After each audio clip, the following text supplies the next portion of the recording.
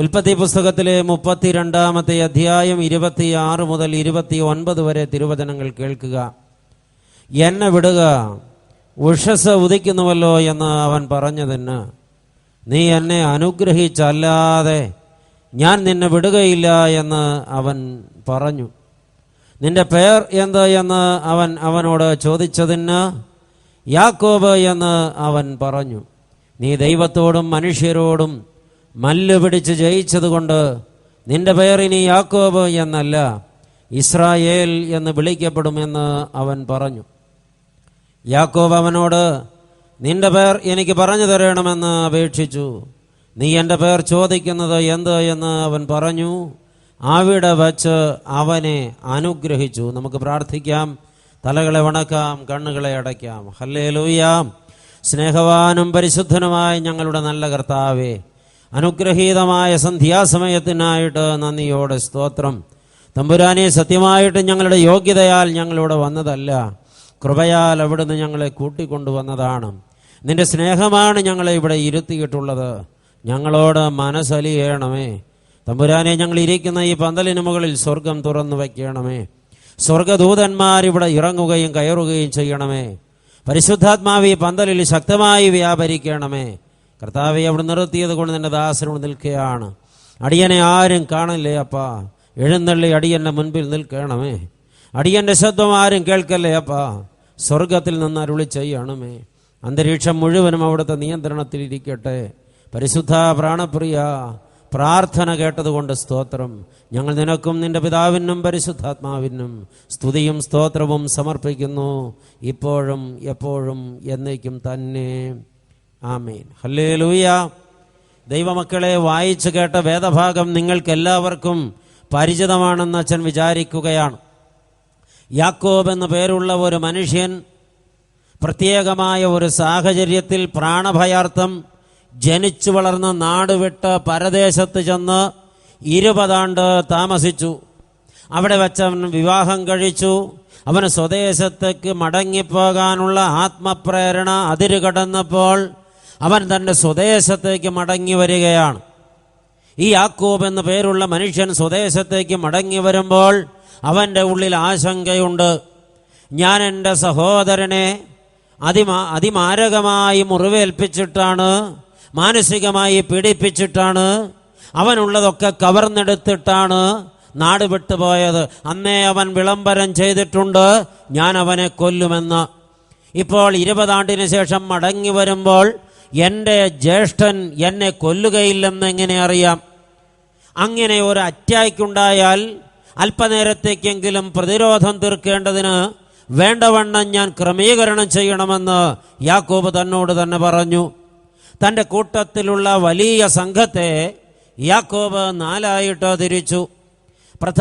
ഏറ്റവും പ്രാധാന്യം കുറഞ്ഞതിനെ മുൻപേ നടത്തി, കുറച്ചുകൂടെ പ്രാധാന്യമുള്ളതിനെ അതിനുശേഷം, കുറെ കൂടെ വിലപ്പെട്ടത് 3-ാം ഘട്ടത്തിൽ, തനിക്ക് ഏറ്റവും പ്രിയപ്പെട്ടത് 4-ാം ഘട്ടത്തിൽ, ഇങ്ങനെ ക്രമപ്പെടുത്തിക്കൊണ്ട് യാത്ര തുടരുകയാണ്. ഈ യാത്ര യബൂക്ക് നദിയുടെ തീരത്തെത്തി. യാക്കോബ് ഒന്നൊന്നായി തൻ്റെ കൂടെയുള്ളവരെ നദിക്കക്കരെ കടത്തി.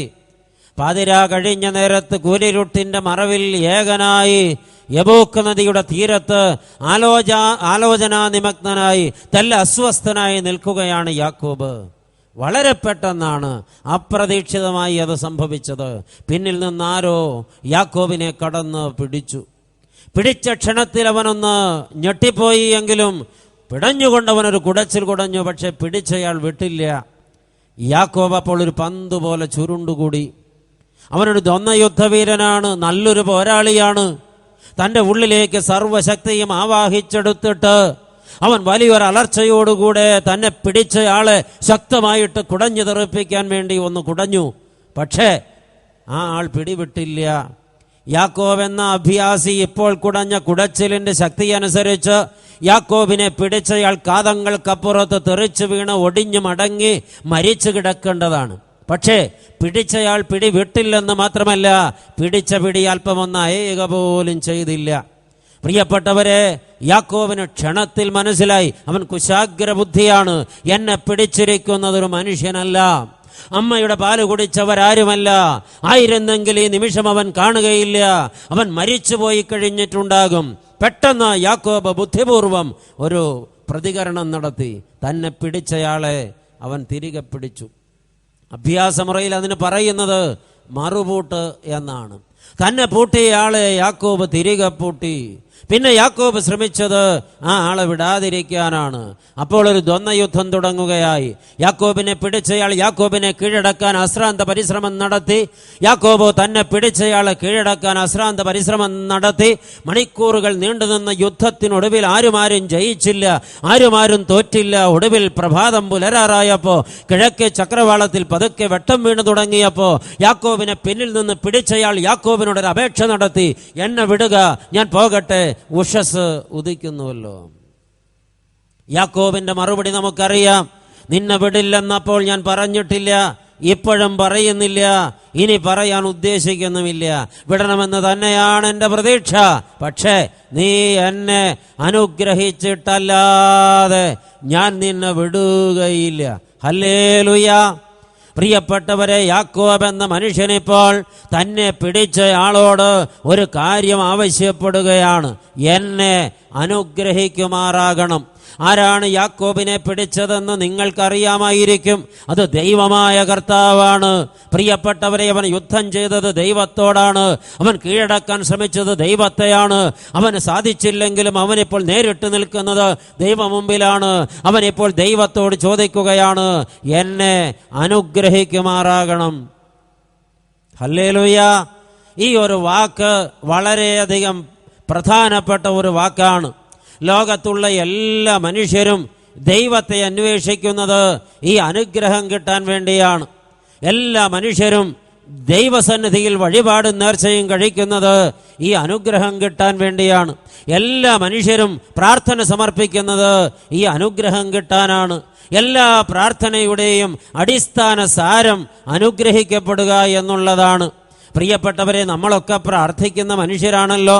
ഒറ്റയ്ക്ക് പ്രാർത്ഥിക്കും, കൂട്ടമായി പ്രാർത്ഥിക്കും, കുടുംബമായി പ്രാർത്ഥിക്കും, പള്ളി ഒരുമിച്ച് പ്രാർത്ഥിക്കും. പ്രിയപ്പെട്ടവരെ, എവിടെ ഇരുന്നൊക്കെ നാം പ്രാർത്ഥിച്ചാലും നമ്മുടെ പ്രാർത്ഥനകളെല്ലാം കേന്ദ്രീകരിക്കപ്പെടുന്നത് ഒരേ ഒരു വാക്കിലാണ്. നിർഭാഗ്യാവശാൽ നമ്മുടെ പ്രാർത്ഥന നാളെ ഇന്ന് വരെ നമ്മളാരും കേട്ടിട്ടില്ല.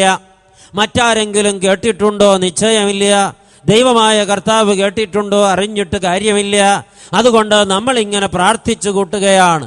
ഈ ജനം പ്രാർത്ഥിക്കുന്നത് എന്താണ്? ഒന്ന് കേട്ടുകൊള്ളണം. ഇങ്ങനെയാണ് 99% നമ്മുടെ പ്രാർത്ഥന.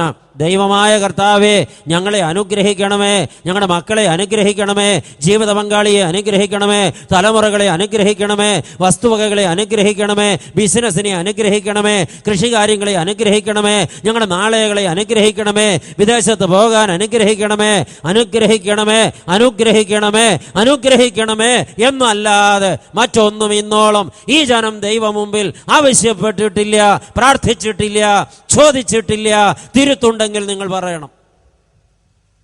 ജനത്തിനാകെ ദൈവസന്നിധിയിൽ വേണ്ടത് ഒരേ ഒരു കാര്യമാണ്, അനുഗ്രഹം വേണം, അനുഗ്രഹം വേണം, അനുഗ്രഹം വേണം. കഴിഞ്ഞ ആണ്ടിലും അച്ഛൻ പ്രസംഗിച്ചു തുടങ്ങിയത് ഇതേ കാര്യങ്ങളൊക്കെ പറഞ്ഞുകൊണ്ട്, നിങ്ങളത് പണ്ടേ മറന്നുപോയതുകൊണ്ട് ഞാൻ ഇനിയും അത് ആവർത്തിച്ചാലും തരക്കേട് വരില്ല. പ്രിയപ്പെട്ടവരെ, തിരിച്ചറിയണം, അനുഗ്രഹം മാത്രമാണ് ആളുകളാകെ ദൈവത്തോട് ചോദിക്കുക.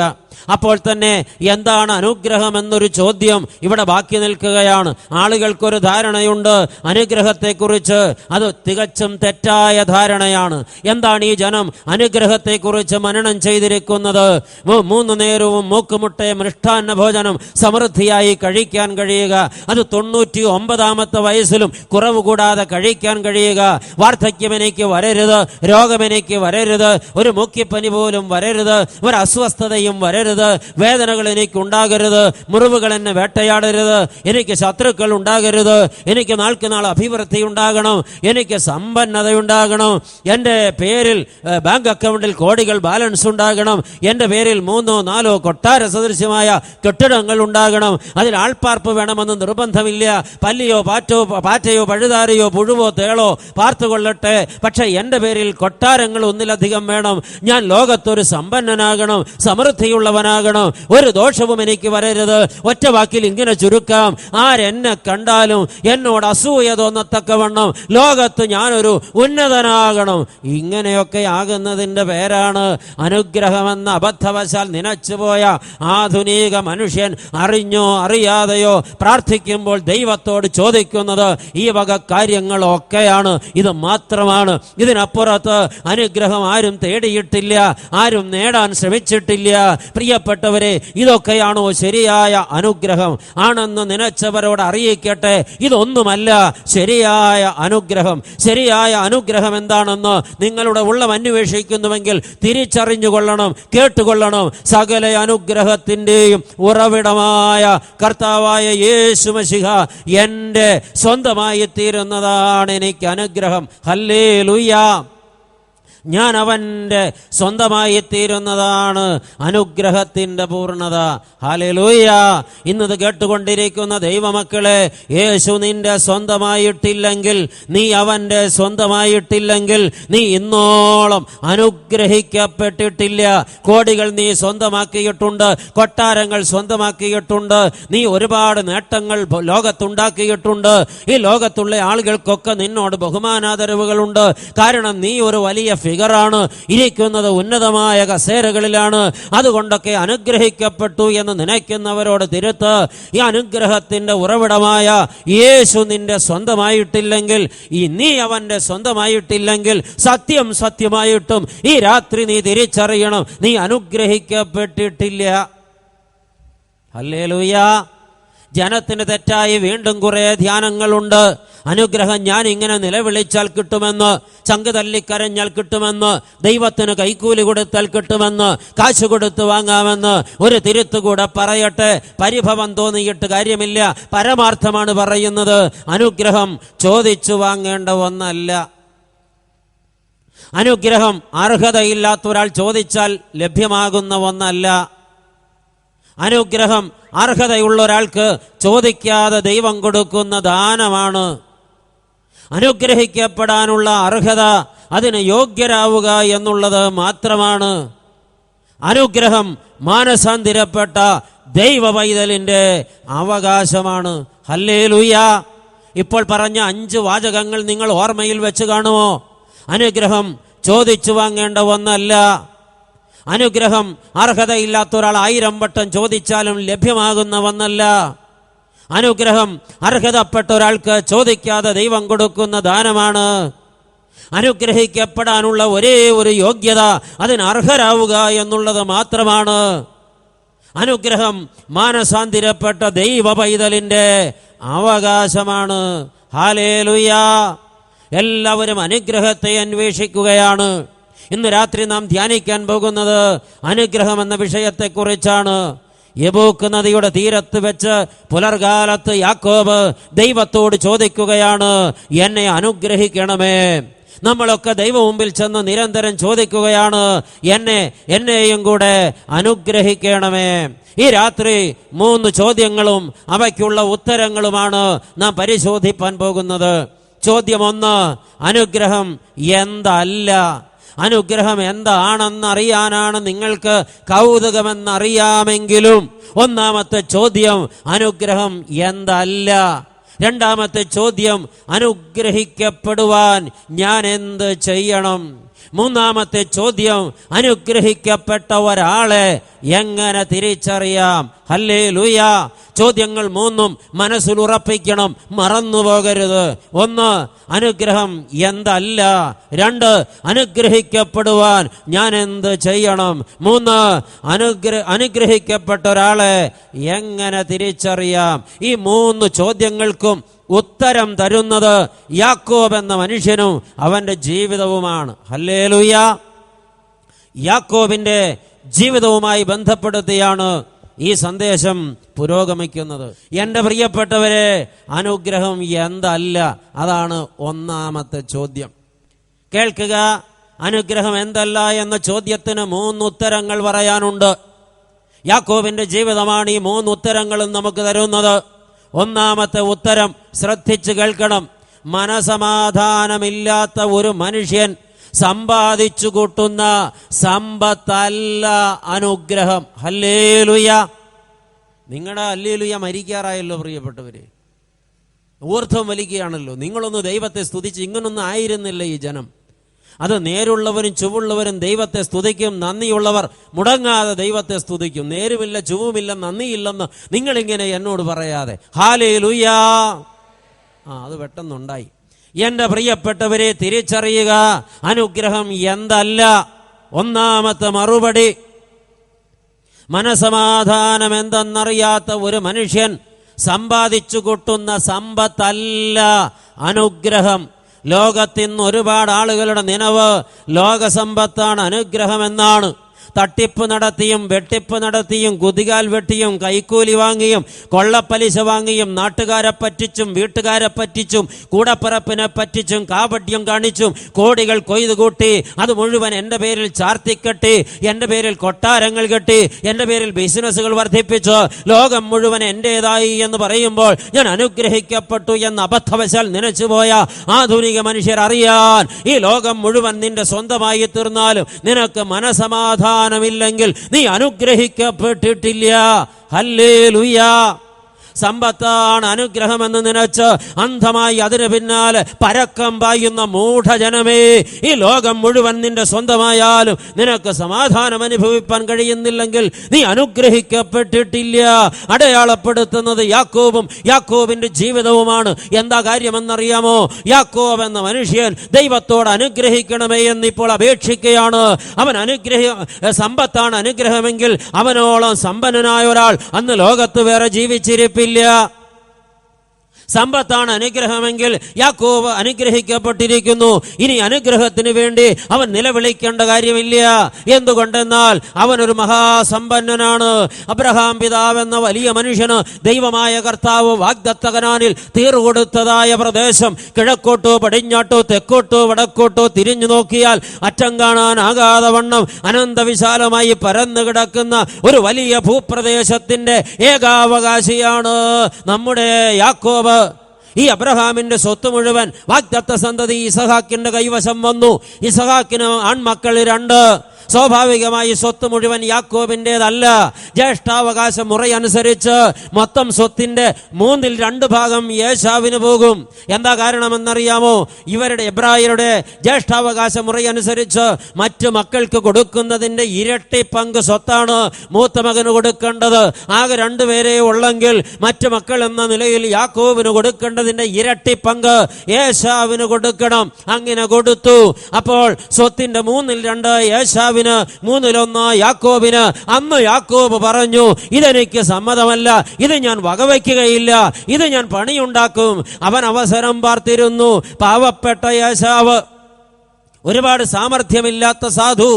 പ്രിയപ്പെട്ടവരെ, വാക്സാമർഥ്യമില്ലാത്തവൻ, കുശാഗ്രബുദ്ധിയല്ലാത്തവൻ, വക്രബുദ്ധിയില്ലാത്തവൻ വേട്ടയാടി തളർന്നു വരുമ്പോ സ്വാദിഷ്ടമായ പായസമുണ്ടാക്കി കോരിയൊഴിച്ചതിന്റെ മണം അവന്റെ നാസികയിൽ കയറ്റി വിശപ്പാളി കത്തിച്ചപ്പോ ഏശാവ് നിന്ന് കെഞ്ചി, പൊന്നുമോനെ യാക്കോബേ, നിന്റെ ചേട്ടനല്ലേ ഞാൻ, എനിക്ക് വിശക്കുന്നിടാതെല്ല പായസം തന്നേ. ഓക്കെ, ഇത് മൊത്തം ചേട്ടായിക്ക് തരാം, പക്ഷേ എനിക്കെന്ത് പ്രതിഫലം തരും? അവൻ പറഞ്ഞു, കുഞ്ഞേ, എന്റെ കയ്യിൽ ഒന്നുമില്ല, ഇല്ലെങ്കിൽ ആ ജ്യേഷ്ഠാവകാശം ഇങ്ങ് തന്നാട്ടെ. ഈ പാവത്തിനറിയാമോ ഇതിനകത്ത് എന്തൊക്കെ അപകടം പതിയിരിപ്പുണ്ടെന്ന്? പാവങ്ങളെ പറ്റിക്കാൻ എല്ലാ കാലത്തും സുഖമാണ് പ്രിയപ്പെട്ടവര്. ഇന്നും ഒരുപാട് പേർ പറ്റിക്കപ്പെടുന്നുണ്ടല്ലോ. അവൻ ജ്യേഷ്ഠാവകാശം നിനക്കെന്ന് പറഞ്ഞ് പായസം വാങ്ങി കുടിച്ചപ്പോ മൊത്തം സ്വത്തും യാക്കോബിൻ്റെതായി. പ്രിയപ്പെട്ടവര്, ഇത് പത്തനംതിട്ട ജില്ല.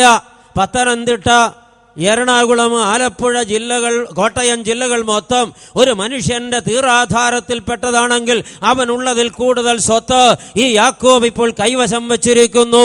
ഇന്ന് ലോകത്ത് ജീവിച്ചിരിക്കുന്ന ഏറ്റവും വലിയ കോടാനുകോടീശ്വരനായ അമേരിക്കൻ കോടീശ്വരൻ ബിൽ ഗേറ്റ്സിനുള്ളതിന്റെ 1000 മടങ്ങ് സ്വത്തിന്റെ ഉടമയാണ് നമ്മുടെ യാക്കോബ്. ഇതൊന്നും പോരാഞ്ഞിട്ട് അമ്മാവി അപ്പന്റെ വീട്ടിലുണ്ടായിരുന്ന സകലതും കൊള്ളയിട്ട് കൊണ്ടുവന്നിരിക്കുന്നു. എണ്ണാനാകാത്ത ഒരു സമ്പത്തിന്റെ ഉടമ. അവൻ ഒരു മഹാസമ്പന്നനാണ്. സമ്പത്താണ് അനുഗ്രഹമെങ്കിൽ ഇപ്പോൾ യാക്കോബ് അനുഗ്രഹിക്കപ്പെട്ടവനാണ്. അനുഗ്രഹം ദൈവത്തോട് ഇരക്കേണ്ട കാര്യമില്ല. നോക്കണം പ്രിയപ്പെട്ടവരെ, യാക്കോബ് സമ്പന്നനാണ്, പക്ഷേ മനസമാധാനമില്ല. ഇന്ന് പലരും ചിന്തിക്കുന്നത് സമ്പത്താണ് അനുഗ്രഹമെന്നാണ്. അതുകൊണ്ട് അതിൻ്റെ പിന്നാലെ പരക്കം പായുകയാണ്. കണ്ണിൽ ചോരയില്ലാത്ത നടപടികൾ നടത്തുകയാണ്. കൈക്കൂലി വാങ്ങി കുമിച്ചു കൂട്ടുകയാണ്. യാതൊരു ദാക്ഷിണ്യവുമില്ലാതെ കൊള്ളയടിക്കുകയാണ്. പ്രിയപ്പെട്ടവരെ, പാവപ്പെട്ട ജനത്തെ നിർദാക്ഷിണ്യം കൊള്ളയടിച്ച് പറ്റാവുന്നിടത്തു നിന്നൊക്കെ വാരി കെട്ടി കൂട്ടിവെക്കുന്ന മൂഢന്മാർ അറിയുന്നില്ല അനുഗ്രഹമല്ല, മറിച്ചത് ശാപമാണെന്ന്. അർഹതപ്പെട്ടതിലധികമായി ഒരു ചില്ലിക്കാശ് നിന്റെ കീശയിലുണ്ടെങ്കിൽ നീ അറിഞ്ഞുകൊള്ളണം, നീ അനുഗ്രഹിക്കപ്പെട്ടിട്ടില്ല. അനുഗ്രഹിക്കപ്പെടണമെങ്കിൽ അത് അർഹതപ്പെട്ട കരങ്ങളിൽ തിരിച്ചെത്തിയിട്ടുണ്ടാകണം. ഇല്ലെങ്കിൽ ശപിക്കപ്പെട്ടവനായി തകർന്നു പോകാനാണ് നിന്റെ വിധി എന്ന് ദൈവമായ കർത്താവ് വ്യക്തമായി പറയുമ്പോൾ അറിഞ്ഞില്ലെന്നും കേട്ടില്ലെന്നും കണ്ണടച്ചും കാതടച്ചും ഇരുന്നിട്ട് കാര്യമില്ല. ദൈവവൈതലേ, ഇത് ദൈവത്തിന്റെ തിരുവചനമാണ്, ഇത് തീയാണ്. തിരിച്ചറിവുണ്ടാകണം. അത്രമാത്രം സഹിക്കാവുന്ന വാക്കുകളല്ല ദൈവത്തിന്റെ ആത്മാവ് ഇന്നിവിടെ പങ്കിടുന്നതെന്നറിയാമെങ്കിലും ഈ ജനം പ്രബോധനം പ്രാപിക്കട്ടെ. പ്രിയപ്പെട്ടവരെ, യാക്കോബ് സമ്പന്നനാണ്. സമ്പത്ത് സ്വരൂപിക്കാൻ വേണ്ടി ജ്യേഷ്ഠനെ പറ്റിച്ചവനാണ്. സമ്പത്ത് സ്വരൂപിക്കാൻ വേണ്ടി അമ്മാവി അപ്പനെ കബളിപ്പിച്ചവനാണ്. അനുഗ്രഹം പിടിച്ചെടുക്കാൻ വേണ്ടി കണ്ണു കാണാൻ വയ്യാത്ത അപ്പനെ പറ്റിച്ചവനാണ്. തന്റെ മുമ്പിൽ കിട്ടിയ സകലരെയും പച്ചയ്ക്ക് പറ്റിച്ച് ആകാവുന്നിടത്തോളം സമ്പത്ത് വാരി കൊയ്തു കൂട്ടിയ ഞാനൊരു ബുദ്ധിമാനാണെന്ന് സ്വയം വിധിച്ച പമ്പര വിഡ്ഢിയാണ് യാക്കോബ്. പ്രിയപ്പെട്ടവരെ, എന്നിട്ട് ഇപ്പോഴവൻ അനുഗ്രഹത്തിന് ഇരക്കുകയാണ്. എന്താണ് യാക്കോബിന്റെ പ്രശ്നം? ജനിച്ച വീട്ടിൽ സ്വസ്ഥത ഇല്ല, പോയ വഴികളിൽ സ്വസ്ഥതയില്ല. അമ്മാവിയപ്പന്റെ വീട്ടിൽ സ്വസ്ഥതയില്ല. ഇടത്തോട്ട് തിരിഞ്ഞാൽ സമാധാന വഴിയില്ല, വലത്തോട്ട് തിരിഞ്ഞാൽ സമാധാന വഴിയില്ല, മുന്നിലും പിന്നിലും സമാധാന വഴിയില്ല. കൂടപ്പിറപ്പുകളാരും കൂടെയില്ല. മനസ്സ് പങ്കിടാൻ സ്വന്തമെന്ന് പറയാൻ ആരുമില്ല. സ്വന്തമായിരിക്കേണ്ടവരൊക്കെ ശത്രുക്കളാണിപ്പോ. ആക്കി തീർത്തതാണ് അങ്ങനെ. സ്വന്തമായിരിക്കേണ്ടവരൊക്കെ ശത്രുക്കളാണെങ്കിൽ അവരെ ശത്രുക്കളാക്കി തീർത്തുവെങ്കിൽ ഒറ്റപ്പെട്ടിരിക്കുന്നവരെ നീ സമ്പാദിച്ച സമ്പത്ത് നിനക്ക് അനുഗ്രഹമല്ല. ഹല്ലേലൂയ. ദൈവമക്കളെ, സ്നേഹിതരെ, നമ്മുടെ അവസ്ഥ എന്താണ്? ഇന്ന് അനേകരും സമ്പന്നരാണല്ലോ. അനേകർ സമ്പത്തിന് വേണ്ടി ഓടുകയാണല്ലോ. ജോലിയുണ്ട്, ബിസിനസ് ഉണ്ട്, സ്റ്റാറ്റസ് ഉണ്ട്, മനോഹരമായ ബംഗ്ലാവുണ്ട്, ഒന്നിലധികം കൊട്ടാരങ്ങളുണ്ട്, വില കൂടിയ വാഹനങ്ങളുണ്ട്, മക്കൾ പലരും വിദേശത്തുണ്ട്, സ്വദേശത്തും വിദേശത്തും ബിസിനസ് ഉണ്ട്, കോടാനുകോടികൾ കയ്യിലിട്ട് അമ്മാനമാടുന്നുണ്ട്. നിന്റെ മനസ്സിന് സമാധാനമുണ്ടോ? നിനക്ക് കിടന്നുറങ്ങാൻ പറ്റുന്നുണ്ടോ? ചുറ്റുപാട് വന്ന് തിരിഞ്ഞു നോക്ക്. നിന്റെ പ്രിയപ്പെട്ടവർ നിന്റെ പക്ഷത്തുണ്ടോ? അവരും നീയും തമ്മിൽ ഒരു നല്ല ബന്ധമാണോ? അല്ലെന്നാകിൽ ദൈവവൈതലേ, മനസമാധാനമറിയാത്ത, സ്വസ്ഥമായി ഉറങ്ങാൻ പറ്റാത്ത നീ എത്ര സമ്പന്നനായാലും നീ അനുഗ്രഹിക്കപ്പെട്ടിട്ടില്ല. നിന്റെ സമ്പത്ത് ഒരു അനുഗ്രഹവുമല്ല. ഹല്ലേലൂയ. ഇപ്പോൾ ഹല്ലേലൂയയുടെ വോളിയം കുറഞ്ഞു. അതിൻ്റെ കാരണം എനിക്ക് മനസ്സിലായി. പ്രസംഗം അവിടെ തട്ടി. അതുകൊണ്ടാണ് നിങ്ങൾ ക്ഷീണിച്ചു പോയത്. ഹല്ലേലൂയ. ദൈവമക്കളെ, അപ്പോൾ മനസമാധാനമില്ലാത്ത ഒരു മനുഷ്യൻ സമ്പാദിച്ചു കൂട്ടുന്ന സമ്പത്തല്ല അനുഗ്രഹം. അതാണ് അനുഗ്രഹം എന്തല്ല എന്ന ചോദ്യത്തിന്റെ ഒന്നാമത്തെ മറുപടി. ഉത്തരം പറഞ്ഞത് യാക്കോബാണ്. പ്രിയപ്പെട്ടവരെ, വർഷങ്ങൾക്ക് മുമ്പ് അച്ഛൻ ഒരു സ്ഥലത്ത് അച്ഛൻ്റെ സഹപ്രവർത്തകരോട് കൂടെ പോയി ഒരു വീട്ടിൽ താമസിച്ചു. വലിയ കോടീശ്വര കുടുംബമാണ്. 2000 ഏക്കർ സ്ഥലമുണ്ടവർക്ക്. ഒരുപാട് ബിസിനസ്സുകൾ എവിടെയും ഇവിടെയൊക്കെ ഉണ്ട്. ഈ വീട്ടിലെ അമ്മച്ചി ഞങ്ങൾ ചെന്നത് മുതൽ ഞങ്ങളെ പൊതിഞ്ഞു പിടിച്ചിരിക്കുക. എന്ത് ശുശ്രൂഷ വേണമെങ്കിലും ചെയ്യാൻ പാഞ്ഞു നടക്കുക. പ്രിയപ്പെട്ടവരെ, അപ്പച്ചൻ തളർന്നു കിടക്കുക. 9 കൊല്ലമായി. ഒരുപാട് സമ്പാദിച്ച ഒരു കുടുംബമാണ്. ഈ അമ്മച്ചി അങ്ങോട്ട് പോകുമ്പോഴും ഇങ്ങോട്ട് വരുമ്പോഴും അച്ഛൻ അമ്മച്ചിയെ ശ്രദ്ധിക്കുമ്പോഴൊക്കെ പ്രിയപ്പെട്ടവരെ, അമ്മച്ചിയിൽ നിന്നൊരു ശബ്ദം പുറത്തേക്ക് പോകും. നിങ്ങൾ കേട്ടിട്ടില്ലല്ലോ. കേൾപ്പിക്കുന്നതിന് തിരക്കിൽ കേൾക്കാൻ നേരം കിട്ടിയിട്ടില്ല. ഇവിടെ വന്നിരിക്കുന്ന അമ്മമാരും സഹോദരിമാരും നിരന്തരം കേൾപ്പിക്കുന്ന ഒരു ശബ്ദമാണ്. 2 പ്രഷർ കുക്കറുകളാണ് ഇപ്പോൾ വീട്ടിലുള്ളത്. ഒന്ന് അടുപ്പത്ത് വെച്ചിരിക്കുന്നതും ഒന്ന് അടുത്ത് നിൽക്കുന്നതും, രണ്ടും ഒരുപോലെ സീൽക്കാരം പുറപ്പെടുവിക്കുകയാണ്. ഈ ആണുങ്ങൾ ഈ വക സീൽക്കാരം കേൾപ്പിക്കുന്നില്ല, അവർക്ക് യാതൊരു പ്രശ്നവുമില്ലെന്നാണ് ആളുകൾ വിചാരിക്കുന്നത്. തെറ്റാണത്. ആണുങ്ങളും നെടുവേർപ്പെടുന്നുണ്ട്, നീളം കുറവാണെന്ന് മാത്രമേ ഉള്ളൂ. അവിടെ തീരും. പ്രിയപ്പെട്ടവരെ, ആർക്കും സ്വസ്ഥതയില്ല. മനസ്സിൽ സ്വസ്ഥതയില്ലാത്തതിന്റെ വ്യക്തമായ അടയാളപ്പെടുത്തലാണ് നെടുവീർപ്പ് എന്ന് തിരിച്ചറിയുക. പ്രിയപ്പെട്ടവരെ, മനസ്സിൽ സമാധാനമില്ലെങ്കിൽ നീ എത്ര സമ്പാദിച്ചാലും നീ അടിസ്ഥാനപരമായി അറിയണം, നീ അനുഗ്രഹിക്കപ്പെട്ടിട്ടില്ല. ഈ അമ്മച്ചി നെടുവീർപ്പിടുകയാണ്. അങ്ങനെ 10 ദിവസത്തെ പ്രോഗ്രാം കഴിഞ്ഞു. യാത്ര ചോദിച്ച് പ്രാർത്ഥിച്ചു പിരിയുമ്പോൾ പൊട്ടിക്കരഞ്ഞു ഈ അമ്മച്ചി. അച്ചു, 10 ദിവസം സ്വർഗമായിരുന്നു, നിങ്ങൾ കൂടെ ഉണ്ടായിരുന്നല്ലോ, എന്തൊരാനന്ദം, എന്തൊരു പ്രാർത്ഥന. ഇനി നിങ്ങൾ പോയാ എനിക്കാകെ സങ്കടമാ. അമ്മച്ചിയെ പിടിച്ച് അപ്പുറത്തെ മുറി കൊണ്ടുപോയി ചോദിച്ചു, എന്താ സങ്കട കാരണം? അങ്ങനെ പ്രത്യേകിച്ചൊന്നും ഇല്ല അച്ഛാ, ഞാൻ അങ്ങ് പറഞ്ഞതേ ഉള്ളൂ. അല്ല അമ്മച്ചിയെ ഞാൻ വന്നത് മുതൽ ശ്രദ്ധിക്കുക, അമ്മച്ചിയുടെ ഉള്ളിൽ ഒരു നെരിപ്പോട് കത്തുന്നുണ്ട്. എന്താണ് സങ്കട കാരണം? അമ്മച്ചിയുടെ കണ്ണ് നിറഞ്ഞ് അമ്മച്ചി പറഞ്ഞു, എന്റെ പ്രാണേശ്വരൻ തളർന്നു കിടക്കുകയല്ലേ അച്ഛാ, 9 കൊല്ലമായി. അതല്ല അമ്മച്ചി സങ്കട കാരണം, അത് ഞാൻ ഇവിടെ ശ്രദ്ധിച്ചു. അപ്പച്ചനെ കുറിച്ച് അമ്മച്ചിക്ക് കണ്ണുനീരിന് കാരണമില്ല, അതല്ല കാരണം. പെട്ടെന്ന് അമ്മച്ചിയുടെ കണ്ണുനീർ നിലവിളിയായി മാറി. ഏങ്ങിക്കരഞ്ഞുകൊണ്ട് ഈ അമ്മ പറഞ്ഞു, ഉദരത്തിൽ കൈവച്ചിട്ട് ഞാൻ 8 ആൺമക്കളെ പ്രസവിച്ച അമ്മയാണ് അച്ചു, പക്ഷേ മക്കളെ കുറിച്ച് ഓർത്തിട്ട് എനിക്ക് സ്വസ്ഥതയില്ല. അച്ഛൻ അറിയുമോ, എന്റെ 2 മക്കൾ ഇപ്പോൾ ജയിലില, 3 പേര് ഒളിവില, 2 പേര് എവിടെയാന്ന് അറിയില്ല. ഒരുത്തൻ ഇവിടെ വരാറുണ്ടായിരുന്നു, ഇന്ന് 15 ദിവസമായി അവനെയും കണ്ടിട്ടില്ല. ഞാനൊരു അമ്മയല്ലേ അച്ഛാ, എന്റെ 8 ആൺമക്കളും ക്രിമിനൽസ് ആണ്, അവരുണ്ടാക്കാത്ത പ്രശ്നങ്ങളില്ല, ചെല്ലുന്നിടത്തൊക്കെ അവർ കുഴപ്പമാ, ഇട്ടുമൂടാൻ കാശുള്ള തറവാടാണ് അച്ഛാ, കോടികളുടെ മുതലുണ്ട് അച്ഛാ. മക്കളെ കുറിച്ച് ഓർക്കുമ്പോ അമ്മ എന്ന എന്റെ ഉള്ളിൽ നീറുന്ന വേദനയല്ലാതെ സമാധാനത്തിന്റെ കണിക പോലുമില്ല. കോടികൾക്ക് മുകളിൽ കൊട്ടാരത്തിൽ താമസിക്കുന്ന അമ്മച്ചിക്ക് ഒരു സമാധാനവുമില്ല. ഇന്നീ പന്തലിരിക്കുന്ന പലരോടും അടുത്ത് വിളിച്ച് ആത്മാർത്ഥമായി ചോദിച്ചാൽ അവരും പറയും, എനിക്ക് സ്വസ്ഥതയില്ല ചാ, എനിക്ക് സമാധാനമില്ല ചാ, എനിക്ക് കിടന്നിട്ട് ഉറക്കം വരുന്നില്ല ചാ, തിരിഞ്ഞും മറിഞ്ഞും നേരം വെളുപ്പിക്കുകയല്ലാതെ ഒരുപോലെ കണ്ണടയ്ക്കാൻ കഴിയുന്നില്ല ചാ. മനസമാധാനമില്ലാത്ത മനുഷ്യ, നീ കോടികളുടെ ഉടമയായാലും നീ അനുഗ്രഹീതനല്ല. ഹല്ലേലൂയ. അനുഗ്രഹം എന്തല്ല എന്ന ചോദ്യത്തിന്റെ 2ാമത്തെ ഉത്തരം തരുന്നതെല്ലാം യാക്കോബാണ്. ശ്രദ്ധിച്ചു കേട്ടുകൊള്ളണം. ഈ 2ാമത്തെ ഉത്തരം ഇങ്ങനെയാണ്: സഹോദര ബന്ധങ്ങൾ സൂക്ഷിക്കാത്ത ഒരുവൻ അവകാശപ്പെടുന്ന പാരമ്പര്യമല്ല അനുഗ്രഹം. ഹല്ലേലൂയ. ബന്ധങ്ങൾ സൂക്ഷിക്കാത്ത, സഹോദര ബന്ധം സൂക്ഷിക്കാത്ത ഒരുവൻ അവകാശപ്പെടുന്ന പാരമ്പര്യമല്ല അനുഗ്രഹം. നമ്മളൊക്കെ പാരമ്പര്യത്തിൽ ഊറ്റം കൊള്ളുന്നവരാ. നമ്മുടെ പാരമ്പര്യം നമ്മൾ പറഞ്ഞു തുടങ്ങിയ പിന്നെ കേൾക്കുന്നവൻ അടുത്ത് നിന്നിട്ട് കാര്യമില്ല, അവന് പോലും തീപിടിക്കും. അതിനും മാത്രം മുഴുത്ത പാരമ്പര്യത്തിന്റെ അവകാശികളാ നമ്മളൊക്കെ. മാർത്തോമാശ്ലീഹ വന്ന കാലം മുതൽ ഇങ്ങോട്ട് തുടങ്ങും. ഇന്ന തറവാട്ടിലെ, ഇന്ന താവഴിയിലെ, ഇന്ന കുടുംബത്തിലെ, ഇന്ന വംശത്തിലെ, ഞങ്ങളുടെ കാരണവന്മാര് പണിതാണ് ആ പള്ളി ഇരിക്കുന്ന സ്ഥലം ഞങ്ങളുടെ കാരണവന്മാർ ദാനം ചെയ്തതാ, അതിലൊരു ചില്ലിക്കാശ് പോലും നാട്ടുകാരുടെ ഇല്ല, ഞങ്ങളുടെ കാരണവന്മാരുടെ വിയർപ്പും അവരുടെ ചോരയും സമർപ്പിച്ചതാണ്. എൻ്റെ അച്ചോ, ഞങ്ങളുടെ തറവാട്ടിൽ ഇത്ര മേൽപ്പട്ടക്കാരും പട്ടക്കാരും ഒക്കെ ഉണ്ട്. ഞങ്ങളുടെ തറവാടെന്ന് പറഞ്ഞാൽ എന്താണെന്ന വിചാരം. നമ്മുടെ പാരമ്പര്യം പറഞ്ഞാൽ തീരുകയില്ലല്ലോ പ്രിയപ്പെട്ടവരെ. പക്ഷേ സഹോദര ബന്ധം എങ്ങനെയാണ്? അതെന്താ പരിശോധിക്കാത്തത്? ഈ പാരമ്പര്യം ആർക്കാ ഇല്ലാത്തത്? ആർക്കാ പാരമ്പര്യം പറയാൻ ഊറ്റമില്ലാത്തത്? ഇപ്പോൾ മരാമൺ കൺവെൻഷൻ നടക്കുക.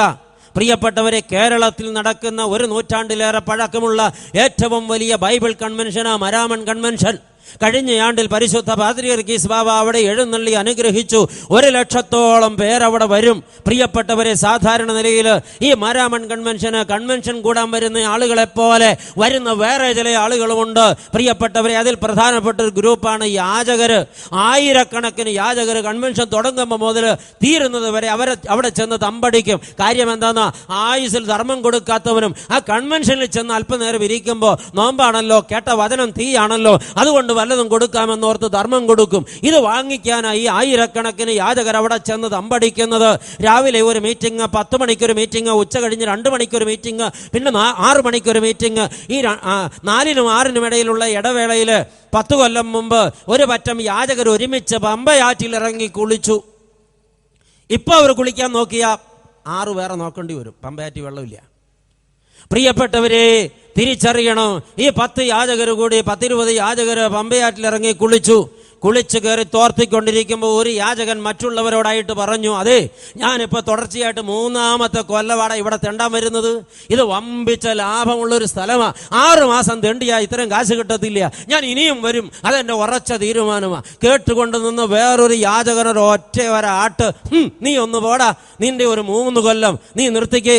ഞങ്ങളുണ്ടല്ലോ, ഞങ്ങളുടെ അപ്പനപ്പൂപ്പന്മാരുടെ കാലം മുതൽ ഇവിടെ സ്ഥിരം തെണ്ടികളാ. അന്നേരം നീണ്ട 3 കൊല്ലം നീ പോയേ.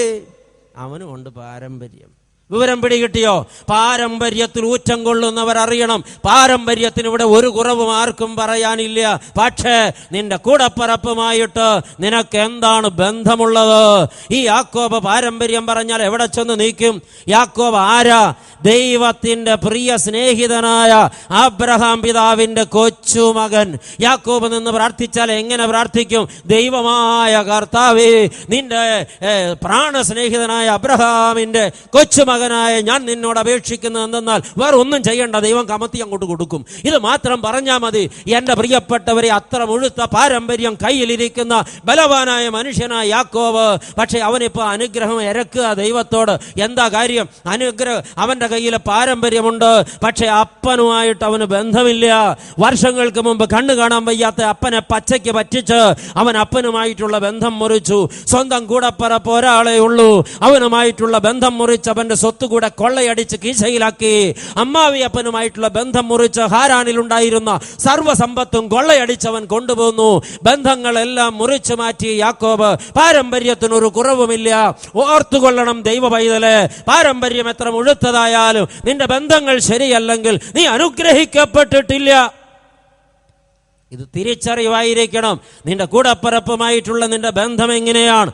നിന്റെ സഹോദരനും നിന്റെ സഹോദരിയുമായിട്ടുള്ള നിന്റെ ബന്ധം എങ്ങനെയാണ്? നീ അവരോട് രമ്യതയിലാണോ? നിനക്ക് അവരുമായിട്ട് സംഗമിച്ച് സംസാരിക്കാൻ പറ്റുന്നുണ്ടോ? നീ കണ്ണിൽ നോക്കി ചിരിക്കുന്നുണ്ടോ നിന്റെ കൂടപ്പറപ്പിനോട്? നിന്റെ സഹോദരന്റെ വീട്ടിൽ നീ പോകാറുണ്ടോ? സഹോദരനെ നിന്റെ വീട്ടിൽ നീ വിളിച്ച് പ്രവേശിപ്പിക്കാറുണ്ടോ? ഒരു വിവാഹ ആവശ്യത്തിന് പോലും തമ്മിൽ വിളിക്കാത്ത, ഭിന്നിച്ച് കലഹിച്ചു പോയ ആളുകളില്ലേ?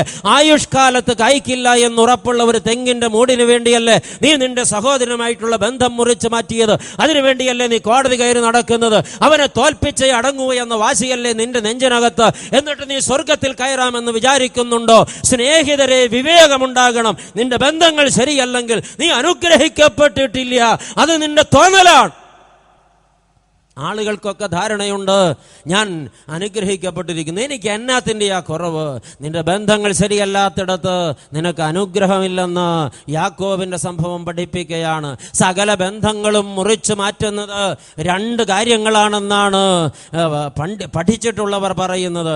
2 കാര്യങ്ങളാണ് സകല ബന്ധങ്ങളും മുറിച്ചു മാറ്റുന്നത്. ഒന്നാമത്തെ കാര്യം, പ്രിയപ്പെട്ടവരെ, ഭൗതിക സമ്പത്ത്. രണ്ടാമത്തെ കാര്യം, ഞാൻ എന്ന ഭാവം. ഈ 2 സംഗതികൾ എവിടെയുണ്ടോ അവിടെ ബന്ധങ്ങൾ ഉലഞ്ഞു പോയിട്ടുണ്ടാകും. ആമേൻ. ഒരു പാത്രത്തിലുണ്ട്, ഒരു വായിലുറങ്ങി, ഒരമ്മ പ്രസവിച്ച് ചേട്ടാനിയായെന്ന് മുഴുവനും വിളിക്കാതെ തോളിൽ കൈയിട്ട് നടന്ന ചേട്ടനും അനുജനും തമ്മിൽ കണ്ടാൽ മിണ്ടാത്ത ബദ്ധശത്രുക്കളായി തല്ലിപ്പിരിഞ്ഞ നാളെന്ന സ്വത്ത് പങ്കിട്ട ദിവസം, അതിന്റെ പേരിൽ തല്ലിപ്പിരിഞ്ഞിട്ട് വർഷങ്ങളായി പരസ്പരം കലഹിച്ച് കഴിഞ്ഞുകൂടുന്നവരെ നിങ്ങൾ എത്ര പ്രാർത്ഥിച്ചാലും, എത്ര നേർച്ച കാഴ്ചകൾ അർപ്പിച്ചാലും, വേദപുസ്തകം കാണാപ്പാഠം പഠിച്ചാലും, ദൈവവേലയ്ക്ക് എന്തൊക്കെ കൊടുത്താലും, നിന്റെ സഹോദരനുമായിട്ടുള്ള ബന്ധം നീ ശരിയാക്കാത്തിടത്തോളം നിന്റെ മേൽ അനുഗ്രഹമില്ലെന്ന് ദൈവമായ കർത്താവ് ഈ രാത്രി വിളിച്ചു പറയുന്നു. നീ ഏതൊക്കെ സ്ഥാനത്തിരുന്നാലും, എത്രയൊക്കെ മാനിക്കപ്പെട്ടാലും നിന്റെ മേൽ അനുഗ്രഹമില്ലെന്ന് ദൈവത്തിന്റെ ആത്മാവ് വിളിച്ചു പറയുന്നു. നീ നിന്റെ ബന്ധങ്ങൾ ശരിയാക്കുക, അനുഗ്രഹം നിന്റെ മേൽ വന്ന് കുമിഞ്ഞുകൂടും. ഹല്ലേലൂയ. പ്രയാസമാണ്. പക്ഷെ ബന്ധങ്ങൾ ശരിയാക്കണം. രണ്ടാമത്തെ അപകടം പിടിച്ച സംഗതി ഞാൻ എന്ന ഭാവമാണെന്ന്. ഞാൻ എന്ന ഭാവമുള്ള ഒരാൾക്ക് മറ്റൊരാളെ അംഗീകരിക്കാൻ കഴിയില്ല, മറ്റൊരാളെ ഉൾക്കൊള്ളാൻ പറ്റില്ല, മറ്റൊരാളുടെ മുമ്പിൽ താഴാൻ പറ്റില്ല, മറ്റൊരാളെ സമ്മതിക്കാൻ പറ്റില്ല. ഞാൻ എന്ന ഭാവമുള്ള ഒരാൾ കലഹമുണ്ടാക്കിക്കൊണ്ടിരിക്കും. കലഹമുണ്ടാക്കുന്ന ഭർത്താവിന്റെ കുഴപ്പം ഞാൻ എന്ന ഭാവമാണ്. കലഹമുണ്ടാക്കുന്ന ഭാര്യയുടെ കുഴപ്പം ഞാൻ എന്ന ഭാവമാണ്. കലഹമുണ്ടാക്കുന്ന സഹോദരങ്ങളുടെ കുഴപ്പം ഞാനാണോ നീയാണോ മൂത്തതെന്നാണ്. കലഹമുണ്ടാക്കുന്ന ഭാര്യ ഭർത്താക്കന്മാരുടെ കുഴപ്പം ഞാനാണ് വലിയ ആളെന്ന ചിന്തയാണ്. പലരും സംസാരിക്കുന്നത് എന്താ? ഞാനായിരുന്നെങ്കിലുണ്ടല്ലോ അതങ്ങനെ സംഭവിക്കത്തില്ല, ഞാൻ അവിടെ ഉണ്ടായിരുന്നെങ്കിൽ അത് അനുവദിക്കില്ലായിരുന്നു, ഞാൻ ഇല്ലാത്തപ്പോൾ എടുത്ത തീരുമാനമല്ലേ, അബദ്ധം പറ്റാതിരിക്കുവോ, ഞാനായിരുന്നെങ്കിൽ, ഞാൻ ഉണ്ടായിരുന്നെങ്കിൽ, ഞാനല്ലായിരുന്നെങ്കിൽ എന്നിങ്ങനെ ഞാനെന്ന് നിരന്തരം പറയുന്നവരും സ്വയം പ്രഘോഷിക്കുന്നവരുമല്ലേ ഞാനും നിങ്ങളും. പ്രിയപ്പെട്ടവരെ, നമ്മളൊക്കെ ഞാൻ പ്രഘോഷകരായി മാറുകയാണ്. ഞാൻ ഇല്ലെങ്കിൽ ഒന്നുമില്ല. ഞാൻ ആരാന്ന് അറിയാമോ? എന്നെ നിനക്ക് മനസ്സിലായിട്ടുണ്ടോ? എൻ്റെ അടുത്ത് കളിക്കരുത്, എന്നോട് കളിച്ചാൽ ഞാൻ കളി പഠിപ്പിക്കും, നിന്നെ ഞാൻ വിടുകയില്ല, നാളെ എന്നൊരു ദിവസം ഉണ്ടെങ്കിൽ നിന്നെ ഞാൻ ഇച്ഛ വരപ്പിക്കുമെന്നൊക്കെ കൈ ചൂണ്ടിയും ചൂണ്ടാതെയും ഒച്ച ഉയർത്തിയും പതുക്കെയും മറ്റുള്ളവരോട് പറയുന്നവരെ തിരിച്ചറിയണം. ഞാനെന്ന സംഭവമാണ് നിന്റെ ജീവിതത്തിലെ ഏറ്റവും വലിയ ശത്രു. ഞാനെന്ന ആ ഒരു ചിന്തയാണ് നിന്റെ പ്രിയപ്പെട്ടവരെ നിന്നിൽ നിന്ന് ഭിന്നിപ്പിച്ചത്, കലഹിപ്പിച്ചത്, അകറ്റിക്കളഞ്ഞത്, നിന്റെ ജീവിതത്തെ അടിമുതൽ മുടിവരെയും തകർത്തിട്ടിരിക്കുന്നത്. ലോകത്തിന്റെ കണ്ണിൽ നീ സമ്പന്നന, ലോകത്തിന്റെ കണ്ണിൽ നീ ബഹുമാന്യന, ലോകത്തിന്റെ കണ്ണിൽ നിനക്ക് ഉന്നത സിംഹാസനങ്ങളും കസേരകളും ഒക്കെ സ്വന്തമായിട്ടുണ്ട്. പക്ഷേ നിന്റെ സഹോദരങ്ങളുമായിട്ടുള്ള നിന്റെ ബന്ധം ശരിയല്ലെങ്കിൽ ദൈവത്തിന്റെ മുമ്പിൽ നിനക്ക് യാതൊരു വിലയുമില്ല, അനുഗ്രഹവുമില്ല. ഹല്ലേലൂയാ. ദൈവജനം തളർന്നു പോകുന്നുവോ എന്നൊരു സന്ദേഹം. ആമേൻ. ദൈവമക്കളെ കേൾക്കണം. 2-3 ചിന്തകൾ കൂടെ ചേർത്ത് പറയാം. സഹോദര ബന്ധമില്ലാത്തവൻ ശപിക്കപ്പെട്ടവനാണ്. പാറേക്കര അച്ഛന്റെ അഭിപ്രായമല്ല, സത്യവേദ പുസ്തകത്തിന്റെ അഭിപ്രായമാണ്. സഹോദര ബന്ധമില്ലാത്തവൻ ശപിക്കപ്പെട്ടവനാണ്. ഉൽപ്പത്തി പുസ്തകം 4-ാം അധ്യായത്തിന്റെ 12-13 തിരുവചനങ്ങൾ. കയീൻ എന്ന് പേരുള്ള മനുഷ്യൻ സ്വസഹോദരനായ ഹാബേലിനെ തല്ലിക്കൊന്നു കുഴിച്ചിട്ടിട്ട് ഒറ്റയ്ക്ക് അനുഗ്രഹം വാങ്ങാൻ ദൈവം മുമ്പിൽ ചെന്ന് നിന്നതാണ്. അനുഗ്രഹം കിട്ടിയില്ല. അവൻ ശപിക്കപ്പെട്ടവനായി ദൈവസന്നിധിയിൽ നിന്ന് ആട്ടിക്കളയപ്പെട്ടു. ഓർത്തുകൊള്ളണം, നിന്റെ ബന്ധങ്ങൾ ശരിയല്ലെങ്കിൽ നീ ശപിക്കപ്പെട്ടവനാണ്. നിന്റെ കൂടപ്പറപ്പുമായി നിനക്ക് ബന്ധമില്ലെങ്കിൽ നീ ശപിക്കപ്പെട്ടിരിക്കുന്നു. നിന്റെ മാതാപിതാക്കളുമായിട്ടുള്ള നിന്റെ ബന്ധം വഷളത്വത്തിലാണെങ്കിൽ നീ ശപിക്കപ്പെട്ടിരിക്കുന്നു. നിന്റെ ഭാര്യാഭർത്തൃ ബന്ധം ഇന്ന് സുഗമമല്ലെങ്കിൽ നീ ശപിക്കപ്പെട്ടിരിക്കുന്നു. ബന്ധങ്ങൾ ശരിയാക്കാതെ ദൈവം മുമ്പിൽ ചെന്ന് നിന്ന് ഒന്നും വാങ്ങാമെന്ന് ആരും നനയ്ക്കരുത്. കയ്യനോട് ദൈവം ചോദിക്കുന്നു, എവിടെ നിന്റെ സഹോദരൻ? അനുഗ്രഹം വാങ്ങാൻ വന്നതാണ് കയ്യൻ. ദൈവം ചോദിക്കുന്നു, എവിടെ നിന്റെ സഹോദരൻ? ഈ അനുഗ്രഹം വാങ്ങാൻ വരുന്ന ജനത്തോട് ദൈവം ചോദിക്കുന്നു, എവിടെ നിന്റെ ഭർത്താവ്? എവിടെ നിന്റെ ഭാര്യ? എവിടെ നിന്റെ കൂടെ പിറന്നവർ? എവിടെ നിന്റെ മാതാപിതാക്കൾ? എവിടെ നിന്റെ അമ്മാവിയമ്മ? എവിടെ നിന്റെ മരുമകൾ? എവിടെ നിന്റെ പ്രിയപ്പെട്ടവർ? കൂടെ നിർത്താൻ നിനക്ക് കഴിയുന്നില്ലെങ്കിൽ അനുഗ്രഹം വാങ്ങാൻ വന്ന നീ കയ്യിനെ പോലെ ശപിക്കപ്പെട്ട് മടങ്ങിപ്പോകും. അതിനിടവരാതിരിപ്പാൻ നിരപ്പ് പ്രാപിപ്പീൻ. എല്ലാവരോടും രമ്യതപ്പെട്ടുകൊള്ളുവീൻ. ഹല്ലേലൂയാ. ദൈവമക്കളെ, ബന്ധങ്ങളില്ലാത്തിടത്ത് അനുഗ്രഹമല്ല ശാപമാണുള്ളത്. വീണ്ടും വചനം പഠിപ്പിക്കുന്നു, സഹോദര ബന്ധമില്ലാത്തിടത്ത് സന്തോഷമില്ല, അവൻ കോപിഷ്ഠനാണ്. തെളിവ് തരുന്നത് യേശുക്രിസ്തു പറഞ്ഞ ധൂർത്തപുത്രന്റെ ഉപമയിലെ മൂത്തപുത്രനാണ്. ലൂക്കോസ് എഴുതിയ രക്ഷാസുവിശേഷം 15-ാം അധ്യായം. ധൂർത്തപുത്രന്റെ ഉപമയിലെ മൂത്തപുത്രൻ, സത്യത്തിൽ ആ ഉപമയിലെ മുടിയനായ പുത്രൻ അവനാണെന്ന്. എന്താ സംഗതി? ഇളയ മകൻ അപ്പൻ്റെ കയ്യിൽ നിന്ന് വീതം വാങ്ങി വിറ്റ് മടിശീലയിൽ കെട്ടി ഒരു ചുറ്റി നടന്ന് അവൻ ഒരുപാട് തെറ്റായി ജീവിച്ചു. വേശ്യാവൃത്തിയിൽ, വ്യഭിചാരശാലകളിലൊക്കെ പോയി കള്ളുകുടിച്ച് അവസാനം പന്നിക്ക് കൊടുക്കുന്ന തീറ്റ പോലും കിട്ടാതെ വന്നിട്ട് അനുദപിച്ചവൻ മടങ്ങി വന്നു. വഴിക്കണ്ണുമായി കാത്തിരുന്ന് അവൻ്റെ അപ്പൻ ഓടിച്ചെന്നവനെ കെട്ടിപ്പിടിച്ച് ചുംബിച്ച് കയ്യിൽ വിരലിൽ മോതിരമിടിപ്പിച്ച് കാലിൽ ചെരുപ്പിടിപ്പിച്ച് അവൻ്റെ ശിരസിൽ കിരീടം വെപ്പിച്ച് അവനെ നിലയങ്കി ധരിപ്പിച്ച് തടിപ്പിച്ച കാളക്കുട്ടിയെ ഓർത്ത് വിരുന്നൊരുക്കി വിളമ്പുകയാണ്. അപ്പോൾ ഈ ചേട്ടൻ വയലില്ല. അവൻ തിരിച്ചു വന്നപ്പോൾ ഇവിടെ നടക്കുന്ന വാദ്യഘോഷം കേട്ടവൻ വഴിയിൽ നിന്നു. ബാല്യക്കാരൻ ചോദിച്ചു, എന്താണ് ഇവിടെ സംഗതി? നീ അറിഞ്ഞില്ലേ, നിന്റെ ചേട്ടൻ മടങ്ങി വന്നിരിക്കുന്നു. അതെ, അപ്പൻ വലിയ സന്തോഷത്തിലാണ്. കാളക്കൂറ്റണി അറുത്തിട്ടുണ്ട്, വിരുന്ന് പാകമാവുകയാണ്. അവൻ അവിടെ നിന്ന് പൊട്ടിത്തെറിച്ചു. തെരുവിൽ നിന്ന് മൂത്ത മകൻ പൊട്ടിത്തെറിച്ചു. ഞാൻ എത്ര പുണ്യവാനായി ജീവിച്ചതാ, എത്ര വിശുദ്ധനായി നിന്നതാ. അപ്പൻ ചൊല്ലു വിളിച്ചത് പറഞ്ഞതിന് അപ്പുറം ഞാൻ പോയിട്ടില്ലല്ലോ. ഒരിക്കലും ഞാൻ എൻ്റെ അപ്പന്റെ വാക്ക് നിരസിച്ചിട്ടില്ലല്ലോ. ഞാനൊരു നീതിമാനായിട്ടല്ലേ ജീവിച്ചിട്ടുള്ളത്. ആ നീചൻ, ആ പെണ്ണുപിടിയൻ, ആ കള്ളുകുടിയൻ, ആ ധിക്കാരി, ആ അഹങ്കാരി, സർവ്വതും നശിപ്പിച്ചവൻ തിരിച്ചു വന്നപ്പോ അവനെ അപ്പൻ അകത്ത് കയറ്റി വെച്ച് ആദരിക്കുന്നു. അവന് വേണ്ടി തടിപ്പിച്ച കാളക്കുട്ടി അറുത്തിരിക്കുന്നു.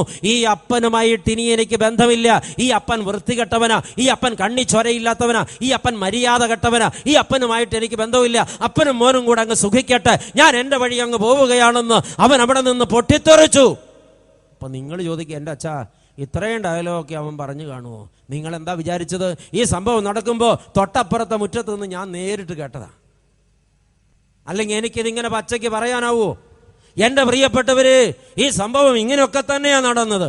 ഈ വാർത്ത കേട്ടപ്പൻ ഓടിച്ചെന്ന് നിലത്തോളം തൊഴുതിട്ട് പറഞ്ഞു, പൊന്നുമോനെ, നീ എൻ്റെ വാത്സല്യവാൻ, ഇന്ന് വരെ നീ എൻ്റെ ചൊല്ലു വിളിവിട്ട് പോയിട്ടില്ല.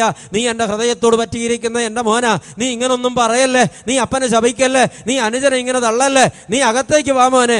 എൻ്റെ രണ്ട് മക്കളും എനിക്ക് ഒരുപോലെയല്ലേ. അവൻ മടങ്ങി വന്നപ്പോൾ ഞാൻ സന്തോഷിച്ചതിലധികം സന്തോഷിക്കേണ്ട നീയല്ലേ. നീ അവനെ സ്വീകരിച്ച് മിണ്ടരുത്.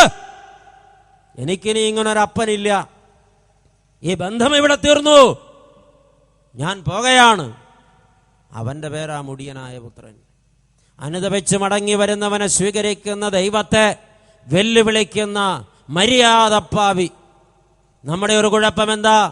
ഒരു പാപത്തിൽ ജീവിച്ച മനുഷ്യൻ തിരിച്ചു വന്നാൽ അവനെ അകത്ത് കയറ്റില്ല. ശിക്ഷിക്കാനാണ് നമ്മുടെ കയ്യിൽ നിയമമുള്ളൂ, രക്ഷിക്കാൻ നമ്മുടെ കയ്യിൽ നിയമങ്ങളില്ല. പള്ളിക്ക് പുറത്താക്കുക, അവന്റെ പേരിൽ പണിഷ്മെന്റ് എഴുതുക, അവന്റെ പേരിൽ കുടിശ്ശിക ചാർത്തുക, അവന്റെ കുടുംബത്തെ ഭ്രഷ്ട് കൽപ്പിക്കുക, അവനെ തെരുവിലേക്ക് ഇറക്കി വിടുക, അവനെ മാറ്റി നിർത്തുക, അവനെ തള്ളുക, ചവിട്ടുക, ഇതിനൊക്കെ നമ്മുടെ കയ്യിൽ നിയമങ്ങളുണ്ട്. മാനസാന്തരപ്പെട്ട് മടങ്ങി വരുന്നവനെ കുമ്പസാരിപ്പിച്ച് അകത്ത് കയറ്റി നെഞ്ചോട് ചേർത്ത് പിടിച്ച് എന്റെ മകനെ എന്ന് വിളിക്കാൻ നമ്മുടെ കയ്യിൽ നിയമങ്ങളില്ലെങ്കിൽ നമ്മളൊക്കെ ആ ധൂർത്തപുത്രന്റെ ഭൂമിയിലെ മൂത്തപുത്രനും മുടിയനായ പുത്രനും ദൈവത്തിന്റെ ശത്രുക്കൾ. തിരിച്ചറിവുണ്ടാകണം. നാം ദൈവപക്ഷത്തെങ്കിൽ ദൈവഹിതമാണ് നമ്മുടെയും ഹിതം. നാം അല്ല ദൈവപക്ഷത്തല്ലെങ്കിൽ ദൈവഹിതം നമ്മുടെ ഹിതമാകുന്നില്ല. ദൈവം സ്വീകരിക്കുന്നവനെ എനിക്കും സ്വീകരിക്കാൻ കഴിയുന്നില്ലെങ്കിൽ, അന്ന് അച്ഛൻ അധ്യക്ഷ പ്രസംഗത്തിൽ അത് മനോഹരമായി അച്ചടിച്ച് വരച്ചിട്ടത് ഞാൻ ശ്രദ്ധിച്ചു. ദൈവം സ്വീകരിക്കുന്നവനെ എനിക്ക് സ്വീകരിക്കാൻ കഴിയുന്നില്ലെങ്കിൽ എൻ്റെ പേർ ദൈവ പൈതലെന്നല്ല. ഹല്ലേലൂയ. മാനസാന്തരപ്പെട്ട് മടങ്ങി വരുന്ന പാപിയെ കണ്ണുനീർ തുടച്ച് ഞഞ്ചേറ്റുന്ന സർവശക്തനും സ്നേഹസമ്പൂർണനുമായ ദൈവത്തിന്റെ മകനെന്ന പേരെനിക്ക് പാകമാകണമെങ്കിൽ ഈ പാപിയെ ഞാനും അതുപോലെ സ്വീകരിക്കാൻ മനസ്സ് വയ്ക്കണം. ഹല്ലേലൂയ. അതെ, സഹോദര ബന്ധമില്ലാത്തവന് സന്തോഷമില്ല, ഇവൻ അടയാളപ്പെടുത്തുന്നു. സഹോദര ബന്ധമില്ലാത്തവൻ കോപിഷ്ഠനാണ്, അതും അവൻ അടയാളപ്പെടുത്തുന്നു. അപ്പോ സഹോദര ബന്ധമില്ലാത്തവൻ ശപിക്കപ്പെട്ടവനാണ്, കയ്യിനാണ് അടയാളം. സഹോദര ബന്ധമില്ലാത്തവന് സന്തോഷമില്ലവൻ കോപിഷ്ഠനാണ്, അവൻ അപ്പനുമായിട്ടുള്ള ബന്ധം മുറിക്കുന്നു, അടയാളം ഈ മൂത്തപുത്രനാണ്. സഹോദര ബന്ധമില്ലാത്തിടത്ത് ആരാധനയില്ല. തന്റെ ഗിരിപ്രഭാഷണത്തിൽ യേശുമശിഹ അടിവരയിട്ട് പറഞ്ഞിട്ടുണ്ട്, സഹോദര ബന്ധമില്ലാത്തിടത്ത് ആരാധനയില്ല. നീ വഴിപാടുമായി യാഗപീഠത്തിനരികിൽ വരുമ്പോൾ നില്ല്, വഴിപാട് കഴിക്കാൻ വരട്ടെ. നീ അവിടെ നിന്ന് ആലോചിക്ക്, നിന്റെ സഹോദരന് നിന്നോട് വല്ല വിരോധവുമുണ്ടെന്ന് ഓർമ്മ വന്നാൽ വഴിപാട് ഇവിടെ കഴിക്കുകയേ വേണ്ട. അതുകൊണ്ട് കാര്യമില്ല, ഞാനത് തിരിഞ്ഞു പോലും നോക്കില്ല, ഞാനത് സ്വീകരിക്കില്ല. അതിൻ്റെ പേരിൽ നിനക്കൊരു പ്രതിഫലവും കിട്ടില്ല. ആ വഴിപാട് അവിടെ വെച്ചിട്ട് നീ ഒന്നാമത് പോയി നിന്റെ സഹോദരനോട്, നിന്നെ വേദനിപ്പിച്ചവനോട് നീ രമ്യതപ്പെടുക. എന്നിട്ട് മടങ്ങി വന്ന് നിന്റെ വഴിപാട് കഴിക്കുക. അപ്പോൾ ഞാൻ പ്രസാദിക്കും. ദൈവമക്കളെ, രമ്യതപ്പെടാതെ, നിരപ്പ് പ്രാപിക്കാതെ അമ്മാവി അമ്മയും മരുമകളും, അപ്പനും മക്കളും, അമ്മയും മക്കളും, ഭാര്യയും ഭർത്താവും, ജ്യേഷ്ഠനും അനുജനും, ജേഷ്ഠത്തെയും അനുജത്തെയും, ആങ്ങളെയും പെങ്ങളും കുടുംബങ്ങളും രമ്യതപ്പെടാതെ, നിരപ്പ് പ്രാപിക്കാതെ ഇക്കാലം അത്രയും കഴിച്ച വഴിപാട് ഒന്നും ദൈവമായ കർത്താവ് സ്വീകരിച്ചിട്ടില്ല. അതിനുവേണ്ടി മുടക്കിയ പണവും ആ കഴിച്ച വഴിപാടും പുഴയിൽ ഒഴുകിപ്പോയതായി കൂട്ടണം. അതൊന്നും സ്വർഗത്തിൽ കണക്കെഴുതപ്പെട്ടിട്ടില്ല. വചനമാണ് പറയുന്നത്. മാറ്റാൻ ആരും ശക്തരല്ല. നീ കഴിച്ച വഴിപാട് പാഴായിപ്പോയെങ്കിൽ നീ മൂഢനായിപ്പോയല്ലോ കുഞ്ഞ്. നിരപ്പിന്റെ വഴിപാടുമായി ദൈവസന്നിധിയിൽ വരിക. ഹല്ലേലൂയ. നിരപ്പിന്റെ വഴിപാടുമായി വരിക. രമ്യതപ്പെടാത്തവന്റെ വഴിപാട് വഴിപാടല്ല. രമ്യതപ്പെടാത്തവന്റെ ആരാധനയല്ല. രമ്യതപ്പെടാത്തവന്റെ കുർബാനയല്ല. രമ്യതപ്പെടാത്തവൻ അർപ്പിക്കുന്നതൊന്നും അർപ്പണമല്ല. രമ്യതപ്പെടുക. ഹല്ലേലൂയ. ബന്ധങ്ങൾ ഉലഞ്ഞു കിടക്കുന്നവരെ രമ്യതപ്പെടുക. കുണ്ടറ വലിയ പള്ളിയിൽ 3 നോമ്പിലെ നിനവേ കൺവെൻഷൻ അച്ഛൻ പ്രസംഗിച്ചു. ഈ വിഷയമല്ല, മറ്റൊരു വിഷയമായിരുന്നു. പ്രസംഗം കഴിഞ്ഞു പോന്നിട്ട് പിറ്റേന്ന് വൈകിട്ട് ഇവിടുത്തെ വികാരി അച്ഛൻ എന്നെ വിളിച്ച് പറഞ്ഞു, അച്ചു രാവിലെ 8 മണി മുതൽ രാത്രി 11 മണി വരെ നിരന്തരമായി ജനം കുമ്പസാരിക്കുകയായിരുന്നു. എന്റെ ഇത്രയും കാലത്തെ പൗരോഹിത്യത്തിനിടയിൽ ജനം വലിയ വായിൽ നിലവിളിച്ചുകൊണ്ട് കുമ്പസാരിക്കുന്നതിന് ഞാനും സാക്ഷിയായി. ചില കുമ്പസാരങ്ങളൊക്കെ കേട്ടപ്പോ അറിയാതെ ഞാനും വിതുമ്പിപ്പോയി. പ്രിയപ്പെട്ടവരെ, അച്ഛൻ പറഞ്ഞു, പ്രസംഗം കേട്ടിട്ട് മനുഷ്യൻ പിറ്റേന്ന് രാവിലെ 10 മണിക്ക് ബാങ്ക് തുറക്കാൻ വേണ്ടി ബാങ്കിന്റെ വാതിക്കൽ പോയി കാവൽ നിന്നു. ബാങ്ക് തുറന്നുപാടെ അകത്ത് കയറി 3 ലക്ഷം രൂപ വിഡ്രോ ചെയ്തു. 13 കൊല്ലമായി സ്വന്തം സഹോദരിക്ക് കുടുംബസ്വത്ത് കൊടുക്കാതെ പിടിച്ചു വച്ച ഈ മനുഷ്യൻ നേരെ അവളുടെ വീട്ടിൽ പോയി അവളോട് മാപ്പിരന്നിട്ട് ആ 3 ലക്ഷം രൂപ വെച്ചു കൊടുത്തിട്ട് പറഞ്ഞു, പൊന്നുമോളെ, നീ എനിക്ക് വേണ്ടി പ്രാർത്ഥിക്കണം, ഞാൻ നരകത്തിൽ പോകാതിരിക്കാൻ. എന്നിട്ട് മടങ്ങി വന്ന മനുഷ്യൻ നിലത്ത് തലയടിച്ചു കുമ്പസാരിച്ചു എന്ന് അച്ഛൻ പറഞ്ഞത് കേട്ടപ്പോ ഞാനും കരഞ്ഞുപോയി. ദൈവമക്കളെ, ഇത് കേട്ടുകൊണ്ടിരിക്കുന്ന ആർക്കെങ്കിലും ഇതുപോലുള്ള വിവേകം ഇന്ന് രാത്രി ഉദിക്കുമെങ്കിൽ നീ അനുഗ്രഹിക്കപ്പെടും. നിശ്ചയം ഓർത്തുകൊള്ളണം. ഇതിപ്പോ 14ാമത്തെ കൺവെൻഷനാ. എല്ലാ കൊല്ലവും 5 ദിവസത്തെ യോഗമുണ്ട്. പ്രിയപ്പെട്ടവരെ, ഇത് 66ാമത്തെ പൊതുയോഗമാണ്. 66ാമത്തെ പ്രസംഗമാണ് നിങ്ങൾ കേൾക്കുന്നത്. ഇക്കണ്ട പ്രസംഗം മുഴുവനും കേട്ടിട്ടും ബന്ധങ്ങൾ ശരിയാക്കാത്ത ആരെങ്കിലും ഇരിക്കുന്നെങ്കിൽ തിരിച്ചറിയണം, അത് അനുഗ്രഹമല്ല. ഹല്ലേലൂയ, ആമേൻ. അനുഗ്രഹം എന്തല്ല? 2 ഉത്തരങ്ങൾ പറഞ്ഞു. ഓർമ്മ വേണം, മറന്നു പോകരുത്. മനസമാധാനമില്ലാത്ത സമ്പത്ത് അനുഗ്രഹമല്ല. വീണ്ടും ബന്ധങ്ങൾ സൂക്ഷിക്കാത്ത പാരമ്പര്യം അനുഗ്രഹമല്ല. 3, ലോകമൊരാൾക്ക് കൊടുക്കുന്ന അംഗീകാരമല്ല അനുഗ്രഹം. ഹല്ലേലൂയ. ലോകമൊരാൾക്ക് കൊടുക്കുന്ന അംഗീകാരമല്ല അനുഗ്രഹം. അതിന് തെളിവ് തരുന്നത് യാക്കോബ. ഇന്ന് പലരുടെയും ധാരണ, ലോകത്തെനിക്ക് ഉന്നതനാകാൻ പറ്റുക, എവിടെയൊക്കെ എത്തിപ്പെടാമോ അവിടെയൊക്കെ എത്തിപ്പെടുക, ഏതൊക്കെ കസേര സ്വന്തമാക്കാമോ അതൊക്കെ സ്വന്തമാക്കുക, അതിനുവേണ്ടി ആരെയും ചവിട്ടുക, ആരെയും തള്ളുക, ആരെയും നാണം കെടുത്തുക, ആരുടെയും കുതികാൽ വെട്ടുക, ആരെയും അവഹേളിക്കുക, എന്നാൽ ഞാൻ അനുഗ്രഹിക്കപ്പെട്ടു എന്നാണ് ഒരു പറ്റം ആളുകളുടെ ചിന്ത. അതുകൊണ്ട് ഇവിടെ ഈ കാലഘട്ടത്തിൽ കസേര കളി ഭംഗിയായിട്ട് നടക്കുകയാണ്. പ്രിയപ്പെട്ടവരെ, വല്ല മത്സരവും നടക്കുമ്പോഴാണ് പെണ്ണുങ്ങൾ കസേര കളിക്കുന്നത്. ആയുസ് മുഴുവനും കസേര കളിക്കുന്നത് ആണുങ്ങളാണ്. ഞങ്ങള് മനസ്സിലായില്ല നിങ്ങൾക്ക്? ഭാഗ്യം. എന്റെ പ്രിയപ്പെട്ടവരെ, ഇവിടെ മത്സരം നടക്കുകയാണ്. എന്ത് ചെയ്തും എനിക്ക് ആളാകണം, 4 പേരുടെ കയ്യടി കിട്ടണം, 4 പേർ എന്നെ കുറിച്ച് നല്ല വാക്ക് പറയണം. ഞാനിപ്പോ പെട്ടെന്ന് ഓർത്തുപോയത് ആ പ്രാഞ്ചിയേട്ടന്റെ കാര്യമാണ്. നമ്മുടെ മലയാളത്തിൽ ഇറങ്ങിയ ഒരു സിനിമയായി ഈ പ്രാഞ്ചിയേട്ടൻ. എനിക്ക് ഈ സിനിമ അങ്ങനെ കാണുന്ന ശീലമൊന്നുമില്ലായിരുന്നു. ഞാൻ തിരുവനന്തപുരത്ത് എൻ്റെ സുഹൃത്തിൻ്റെ മർത്തോമാ സമുദായത്തിലെ ഒരു സ്നേഹിതനാ. അദ്ദേഹത്തിൻ്റെ വീട്ടിൽ താമസിക്കുമ്പോൾ അവൻ എന്നോട് ചോദിച്ചു, പ്രാഞ്ചിയേട്ടനെ കണ്ടോ? ഞാൻ ചോദിച്ചു, അതാരാ? അപ്പൊ അച്ഛന് കേരളത്തിലൊന്നുമല്ലേ ജീവിക്കുന്നു. ഞാൻ പറഞ്ഞു, എന്താ സംഗതി? ഈ നമ്മുടെ നാട്ടിലിറങ്ങിയ ഒരു സിനിമയാ അച്ഛ, എന്താ സംഗതി? അത് അച്ഛനൊന്നു കാണണം. ആ മനുഷ്യൻ പോയി കാസറ്റ് എടുത്തുകൊണ്ട് അയാളുടെ കമ്പ്യൂട്ടറിലിട്ട് എന്നെ കാണിച്ചപ്പോഴാണ് എനിക്ക് മനസ്സിലായത് അത് ഞാൻ കാണേണ്ടത് തന്നെ ആയിരുന്നെന്ന്. ലോകത്തിന്റെ അംഗീകാരം കിട്ടാൻ വേണ്ടി ആ മനുഷ്യൻ കളിക്കുന്ന കളികൾ, ഏതെല്ലാം തന്ത്രങ്ങൾ, എത്ര കാശെറിഞ്ഞിട്ട് ആരെയൊക്കെ ഏതെല്ലാം വിധത്തിൽ കൈകാര്യം ചെയ്തിട്ട്, പക്ഷെ അവസാനം മാനസാന്തരപ്പെട്ടു. നമ്മുടെ ആളുകൾ മരിച്ചാലും മാനസാന്തരപ്പെടില്ല. ഇതാണല്ലോ കുഴപ്പം. എന്റെ പ്രിയപ്പെട്ടവരെ, തിരിച്ചറിവുണ്ടാകണം. ഈ യാക്കോബ് ലോകപ്രകാരം ഒരുപാട് അംഗീകാരം കിട്ടിയ ആളാ. നോക്കണം, ലാബാന്റെ വീട്ടിൽ നിന്ന് യാക്കോബ് തിരിച്ചു പോരാൻ തുടങ്ങുക. യാക്കോബ് 14 കൊല്ലം റാഹേലിന് വേണ്ടി അവിടെ അടിമപ്പണിയെടുത്തു.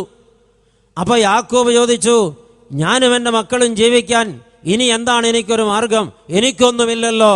ലാബാൻ പറഞ്ഞു, ഒരു കാര്യം ചെയ്യാം, അവൻ പോയി ആട്ടിൻകൂട്ടത്തെ നോക്കി. ആരോഗ്യമുള്ള ആടുകളൊക്കെ കറുത്തതും വെളുത്തതുമാ. ചാകാറായ ആടുകളാണ് വരയും പുള്ളിയും കുരാൽ നിറവുമുള്ള ആടുകൾ. ബുദ്ധിമാനും കുശാഗ്രബുദ്ധിയും തന്ത്രശാലിയും വക്രഹൃദയനുമായ ലാബാൻ യാക്കോബിനോട് പറഞ്ഞു, എന്നാണ് പങ്കിടേണ്ടതെന്ന് നീ പറഞ്ഞാൽ മതി. പങ്കിടണേ അന്ന്. കറുത്തതും വെളുത്തതും മൊത്തം എൻ്റെ, വരയും പുള്ളിയുള്ളതൊക്കെ നിന്റെ. എനിക്ക് തോന്നുന്നത് യാക്കോബിന്റെ കുറുക്കം ബുദ്ധി അമ്മാവൻ വഴിക്ക് കിട്ടിയതാ. അവന്റെ അമ്മയുടെ സ്വന്തം ആങ്ങളെയാ ലാബാൻ. യാക്കോബ് ഇടവും വലവും തിരിഞ്ഞു നോക്കിയിട്ട് ഒരു മൂളി. വാക്ക് മാറുമോ? ഇല്ല. ഉറപ്പാണോ? ഉറപ്പ്. കൈയടിച്ചു. യാക്കോബ് അവന്റെ തനി നിറം പിന്നെ പുറത്തെടുത്തു. പ്രിയപ്പെട്ടവർ, ലോകം കണ്ടതിൽ വെച്ച് ഏറ്റവും പ്രഗത്ഭനായ മനഃശാസ്ത്ര വിദഗ്ധനാരാണെന്ന് ചോദിച്ചാൽ അച്ഛൻ ചങ്കിൽ തട്ടി പറയും അത് മിസ്റ്റർ യാക്കോബാണെന്ന്. ഹല്ലേലൂയ. പ്രത്യുൽപാദനത്തിൽ മനഃശാസ്ത്രം അപ്ലൈ ചെയ്ത അത്ഭുതകരമായ വിജയം നേടിയവനാണ് യാക്കോബ്. 6 കൊല്ലം കൊണ്ട് ആരോഗ്യമുള്ള 10,000 ആടുകൾ മുഴുവനും വരയും പുള്ളിയും കുരാൽ നിറവുമുള്ളതായി. കറുത്തതും വെളുത്തതുമായ ആടുകൾ ചാകാറായ 100 എണ്ണം. ലാബാനോട് യാക്കോബ് പറഞ്ഞു, എൻ്റെ സ്വത്ത് പങ്കിട്ടതാ, ഞാൻ പോകട്ടെ. ലാബാൻ ഭയങ്കര ഉത്സാഹത്തിൽ അങ്ങോട്ട് കയറി ചെന്നത്.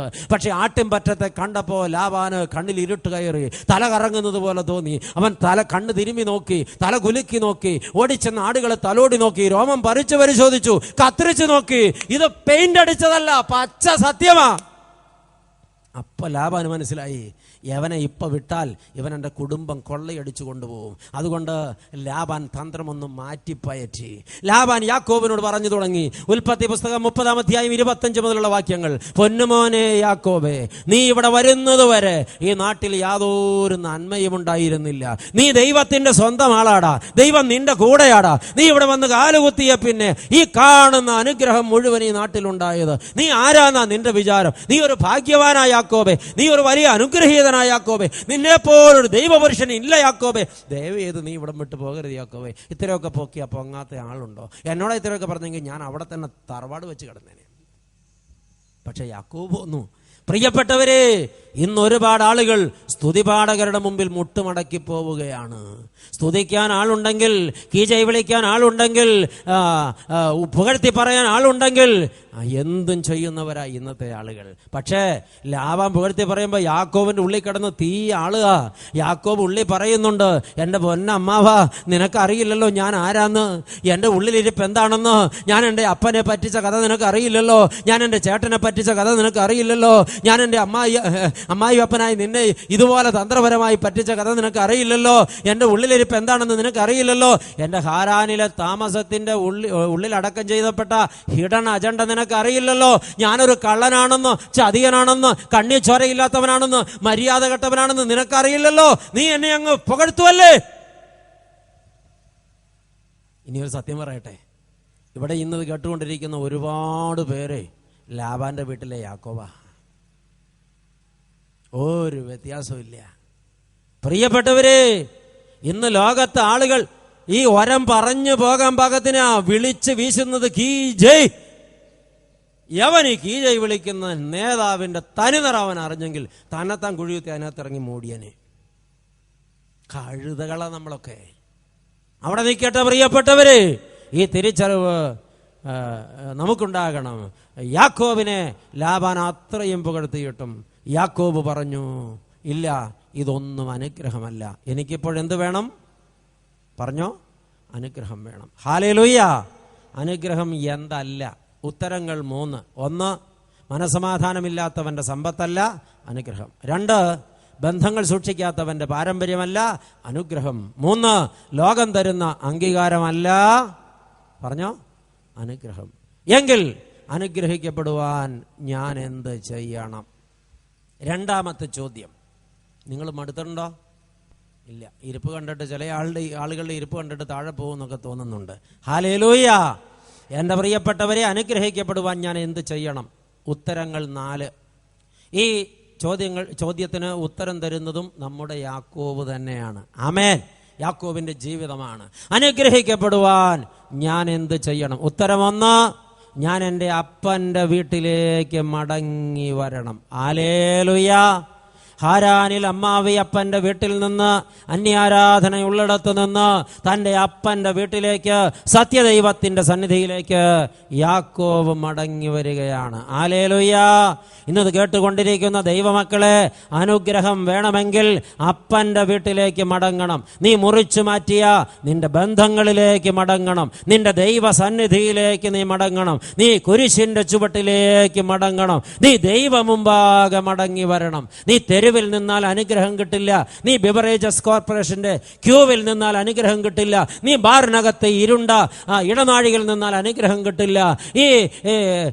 അതുപോലെ മറ്റ് രഹസ്യാത്മകമായ പാപശീലങ്ങളിൽ നിന്നാൽ അനുഗ്രഹം കിട്ടില്ല. നീ അഹങ്കാരത്തിൽ നിന്നാൽ അനുഗ്രഹം കിട്ടില്ല. നീ മറ്റുള്ളവരുമായി മത്സരിച്ചു കൊണ്ടിരുന്നാൽ അനുഗ്രഹം കിട്ടില്ല. നീ അപ്പന്റെ വീട്ടിലേക്ക് മടങ്ങണം. നീ മുറിച്ചു മാറ്റിയ ബന്ധങ്ങളിലേക്ക് മടങ്ങണം. നിന്റെ കുടുംബത്തിലേക്ക്, നിന്റെ ദൈവസന്നിധിയിലേക്ക് നീ മടങ്ങണം.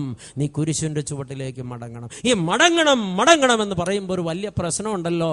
ഇരിക്കുന്നിടം വിടാതെ മടങ്ങി വരാൻ പറ്റില്ല. ഹല്ലേലൂയ.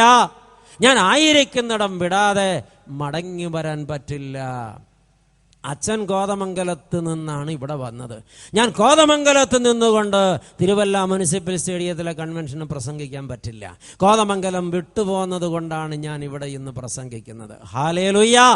പാപം വിട്ടുപോരാതെ, പാപ സാഹചര്യം വിട്ടുപോരാതെ, മദ്യപാനം വിട്ടുപോരാതെ, പുകവലിയും വ്യഭിചാരവും വിട്ടുപോരാതെ, മയക്കുമരുന്നിന്റെ ഉപയോഗം വിട്ടുപോരാതെ, നിന്റെ അഹന്തയും നിന്റെ വക്രതയും നിന്റെ ദ്രവ്യാഗ്രഹവും സകല ചതിയും വഞ്ചനയും വിട്ടുപോരാതെ നിനക്ക് കുരിശിന്റെ ചുവട്ടിൽ അപ്പന്റെ വീട്ടിൽ വരാൻ പറ്റില്ല. ഒരു മടങ്ങി വരവ് എപ്പോൾ ഉണ്ടാകുമോ അപ്പോൾ അനുഗ്രഹം വന്നു തുടങ്ങും. ഹല്ലേലൂയ. ഇന്ന് രാത്രി ഇത് കേട്ടുകൊണ്ടിരിക്കുന്ന ദൈവമക്കളെ, മടങ്ങി വരാൻ ഇന്ന് രാത്രി നിനക്ക് മനസ്സുണ്ടെങ്കിൽ അനുഗ്രഹം നിന്റെ മേൽ സ്വർഗത്തിൽ നിന്ന് അളന്നു നോക്കാനാകാതെ കൊഴിഞ്ഞു വീഴും. ഹല്ലേലൂയ. മടങ്ങി വരാൻ മനസ്സുണ്ടോ? മടങ്ങി വരാൻ മനസ്സുണ്ടോ?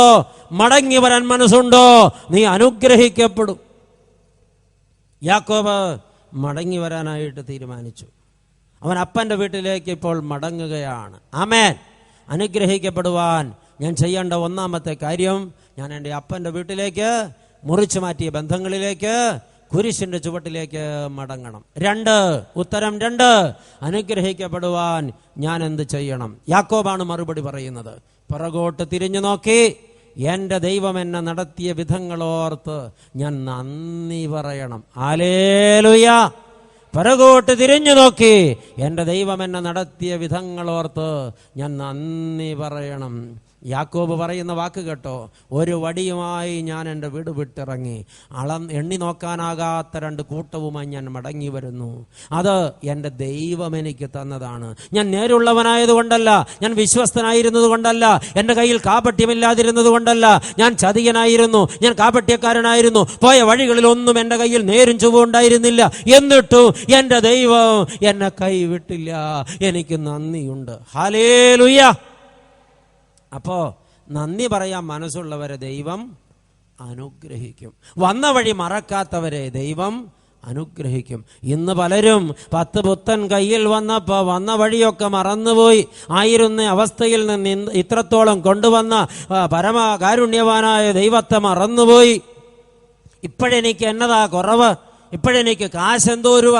ഇപ്പോൾ ഞാൻ ഏതൊക്കെ സ്ഥാനങ്ങളെ അലങ്കരിക്കുന്നത്? ഇപ്പോൾ ഞാൻ ആരാ? ഇനി എന്തിനാ ഞാൻ പഴയതോർക്കുന്നത്? വന്ന വഴി മറന്നില്ലെങ്കിൽ അനുഗ്രഹം നിന്നു പോകില്ല. വന്ന വഴി മറന്നാൽ അനുഗ്രഹത്തിന്റെ വാതിൽ അടഞ്ഞു പോകും. ദൈവമക്കളെ, വന്ന വഴി മറക്കാത്തവരൊക്കെ അനുഗ്രഹിക്കപ്പെട്ടിട്ടുണ്ട്. വേദപുസ്തകത്തിൽ തെളിവുണ്ട്. നമ്മുടെ ദാവീദ് മഹാരാജാവ്, ദാവീദ് 103-ാം സങ്കീർത്തനം പാടിയത് എങ്ങനെയാ?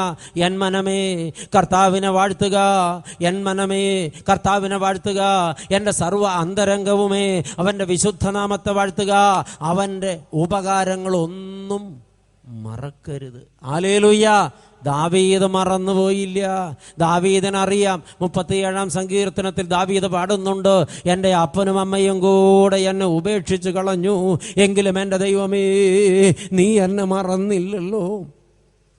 ദാവീദിനത് മറക്കാൻ പറ്റില്ല. എന്താ കാര്യം?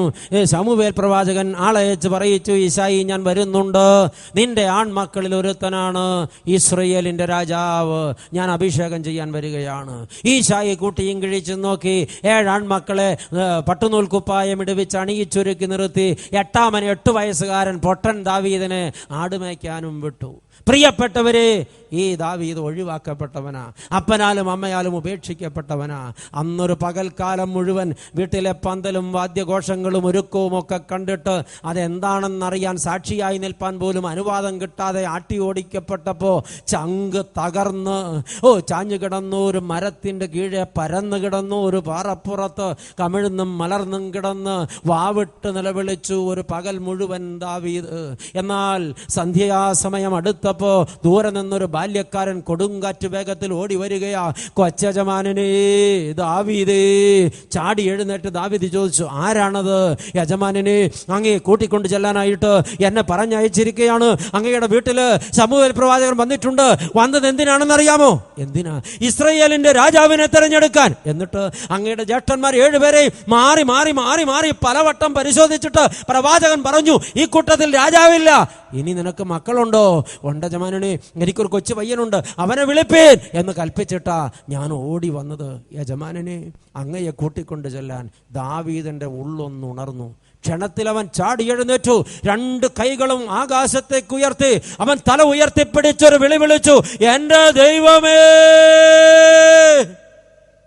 എങ്ങനെ അവൻ വിളിക്കാതിരിക്കും പ്രിയപ്പെട്ടവരെ? എന്താ കാരണം എന്നറിയാമോ? 7 പേരുടെ കൂട്ടത്തിൽ രാജാവില്ല. ഇനി ഈശായിക്ക് ഒറ്റ പുത്രനേ ഉള്ളൂ, അത് ഞാനാ. എങ്കിൽ രാജാവാരാ? അത് ഞാനാ. അപ്പനും അമ്മയും തള്ളിക്കളഞ്ഞ എന്നെ തിരഞ്ഞെടുത്ത ദൈവമേ, മറക്കില്ല, ഞാൻ നിന്നെ മറക്കില്ല. എനിക്ക് നന്ദിയുണ്ട്. നന്ദിയുള്ളവരെ ഇതപര്യന്തം ദൈവം അനുഗ്രഹിക്കും. ദൈവത്തിന്റെ പെട്ടകം കൊണ്ടുവരുന്നത് കണ്ടപ്പോ ബാല്യക്കാരുടെ കൂട്ടത്തിലേക്ക് കുതിച്ചു ചാടിയ ദാവീദ് പഴയ ആട്ടിടന്റെ ഓർമ്മയിൽ ആനന്ദ നൃത്തമാടി. അവന്റെ ഉടുതുണി ഉരിഞ്ഞുപോയി. ഇത് കണ്ടുകൊണ്ട് കൊട്ടാരത്തിന്റെ മട്ടുപ്പാവിൽ നിൽക്കുക ദാവീദ് മഹാരാജാവിന്റെ പട്ടമകക്ഷി ശൗൽ രാജാവിന്റെ മകൾ മീഖൾ. അവൾ അവിടെ നിന്ന് ഉറക്കെ വിളിച്ചു പറഞ്ഞു, മഹാരാജാവേ, നീ ഇങ്ങനെ നാണം കെട്ട പണിക്ക് നിൽക്കല്ലേ, നീ ഒരു രാജാവല്ലേ, നീ ഇങ്ങനെ വിവസ്ത്രനായി തെരുവിൽ നിന്ന് നൃത്തം ചവിട്ടാമോ? ദാവീദ് തിരിഞ്ഞു നോക്കിയിട്ട് വിളിച്ചു പറഞ്ഞു, എന്റെ ദൈവം ആരാണെന്ന്, ഞാൻ ആരാണെന്ന് എനിക്ക് നല്ലവണ്ണം അറിയാം. എല്ലാവരാലും ഉപേക്ഷിക്കപ്പെട്ട് വെറും പറമ്പിൽ എറിയപ്പെട്ട് ആട് നോക്കാൻ തള്ളിവിട്ട എന്നെ ആട്ടിടയ സ്ഥാനത്ത് നിന്ന് വിളിച്ച് രാജസ്ഥാനത്ത് നിർത്തിയ എന്റെ ദൈവത്തിന്റെ മുമ്പിൽ ഞാൻ ഇനിയും നാണമില്ലാതെ നൃത്തം ചെയ്യും. നന്ദിയുണ്ടവന്. ഹല്ലേലൂയ. നന്ദിയുള്ളവർക്ക് അനുഗ്രഹം ഉണ്ടാവും. പക്ഷെ മീഖളിന് ശാപം കിട്ടി. മരിക്കും വരെ അവളുടെ ഗർഭപാത്രം അടഞ്ഞിരുന്നു. അവൾ അമ്മയായില്ല. ദൈവത്തെ മഹത്വപ്പെടുത്തുന്നവരെ നിന്ദിക്കുന്നവരെ ഓർത്തുകൊള്ളണം, ചിലതൊക്കെ അങ്ങ് അടഞ്ഞു പോവും. ഹല്ലേലൂയ. പിന്നെ തുറക്കാൻ ആർക്കും പറ്റില്ല. ഈ രാത്രി ദൈവത്തിന്റെ ആത്മാവ് വിളിച്ചു പറയുന്നു, നിനക്ക് നന്ദി പറയാൻ മനസ്സുണ്ടെങ്കിൽ, പുറകോട്ട് തിരിഞ്ഞു നോക്കി നടത്തിയ ദൈവത്തിന് നന്ദി പറയാൻ മനസ്സുണ്ടെങ്കിൽ നീ അനുഗ്രഹിക്കപ്പെടും. ഇന്ന് ഒരുപാട് പേര് നിഗളം കൊണ്ട് വന്ന വഴി മറന്നുപോയി. ആയിരുന്ന അവസ്ഥകളൊക്കെ മറന്നുപോയി. ഇന്നൊരു കുറവുമില്ല. ഇന്ന് സമ്പത്തുണ്ട്, സ്റ്റാറ്റസ് ഉണ്ട്, അതുകൊണ്ടങ്ങ് ആഡംബരത്തിലങ്ങ് മതിച്ച് പുളയ്ക്കുകയാണ്. അത്താഴത്തിന് മാർഗമില്ലാതെ കഷ്ടപ്പെട്ടിട്ട് വായ്പ വാങ്ങി അത്താഴം വെച്ചിരുന്ന നിലയിൽ നിന്ന് ഇന്ന് സമ്പന്നതയുടെ സമൃദ്ധിയിൽ എത്തിയപ്പോ അത്താഴപ്പട്ടണിക്കാരായ പാവങ്ങളെ കാണാതെ ആർഭാടവും തൻ്റെ മഹിമയും ലോകത്തെ ബോധ്യപ്പെടുത്താൻ കോടികൾ പൊടി പൊടിച്ച് ഓരോരോ ഒക്കേഷൻ മനഃപൂർവ്വം സൃഷ്ടിച്ച് എല്ലാ ആഘോഷങ്ങളും നടത്തി വലിയ ആർഭാടത്തിൽ തൂർത്തടിക്കുന്നവർ ഓർക്കണം, നന്ദിയുടെ കാണിക നിന്റെ ജീവിതത്തിൽ ഇല്ല. 68 വീട് പണിയുന്ന കാര്യം പലവട്ടം ഇവിടെ ആവർത്തിക്കപ്പെട്ടു. നീ ഒരു കല്യാണത്തിന് തൂർത്തടിച്ച ലക്ഷങ്ങൾ ഉണ്ടായിരുന്നെങ്കിൽ 4-5 വീട് പണിയാമായിരുന്നില്ലേ? ഇനിയും തൂർത്തടിക്കാനിരിക്കുന്ന കോടികളുണ്ടെങ്കിൽ എത്ര പാവപ്പെട്ട കുഞ്ഞുങ്ങളുടെ കല്യാണം നടക്കുമായിരുന്നു. ദൈവ പൈതലേ, നന്ദിയുള്ളവർക്ക് അനുഗ്രഹവും വീണ്ടും ഉണ്ടാകും. നന്ദി കെട്ടവർ ആർഭാടമായി പലതും ചെയ്യും, അനുഗ്രഹം നിന്നുപോകും. തർക്കമില്ല. അപ്പോൾ അനുഗ്രഹിക്കപ്പെടുവാൻ ഞാൻ എന്ത് ചെയ്യണം? 1, ഞാൻ മടങ്ങി വരണം. 2, ഞാൻ പുറകോട്ട് തിരിഞ്ഞു നോക്കി എന്നെ നടത്തിയ ദൈവത്തിന് നന്ദി പറയണം. 3, ദൈവമക്കളെ, യാക്കോബാണ് അടയാളം തരുന്നത്. അവൻ ദൈവസന്നിധിയിൽ തന്നെ അങ്ങേയറ്റം വിനയപ്പെടുത്തി. ഉൽപ്പത്തി പുസ്തകം 32, 33 അധ്യായങ്ങളിലേക്ക് എത്തുമ്പോൾ യാക്കോബിന്റെ ഭാഷ തന്നെ മാറി. കാപട്യത്തിന്റെയും അഹങ്കാരത്തിന്റെയും ഭാഷ മാത്രം സംസാരിച്ചിരുന്ന യാക്കോബ് ഇപ്പോൾ സംസാരിക്കുന്നത് വിനയത്തിന്റെ ഭാഷയാണ്. അനുഗ്രഹിക്കപ്പെടുവാൻ ഞാൻ എന്നെ തന്നെ താഴ്ത്തണം. ദൈവത്തിൻ്റെ മുമ്പിലും സഹോദരങ്ങളുടെ മുമ്പിലും മറ്റുള്ളവരുടെ മുമ്പിലും നിലത്തോളം താഴാൻ എനിക്ക് മനസ്സുണ്ടെങ്കിൽ ഞാൻ അനുഗ്രഹിക്കപ്പെടും. അതെ, അഹങ്കാരിക്ക് വിനയമുണ്ടാകില്ല, വിനയമുള്ളവർക്ക് അഹങ്കാരം ഉണ്ടാവില്ല. ഇത് തമ്മിൽ ബദ്ധശത്രുക്കളാണ്. ഹല്ലേലൂയ. എനിക്ക് വിനയപ്പെടാൻ കഴിയുന്നില്ലെങ്കിൽ, എനിക്കൊരാളെ അംഗീകരിക്കാൻ കഴിയുന്നില്ലെങ്കിൽ, ഒരാളുടെ മുമ്പിൽ ഒന്ന് താണു നിൽക്കാൻ കഴിയുന്നില്ലെങ്കിൽ, ഒരാളെ ആദരിക്കാൻ കഴിയുന്നില്ലെങ്കിൽ ഞാനൊരു അഹങ്കാരിയാണ്.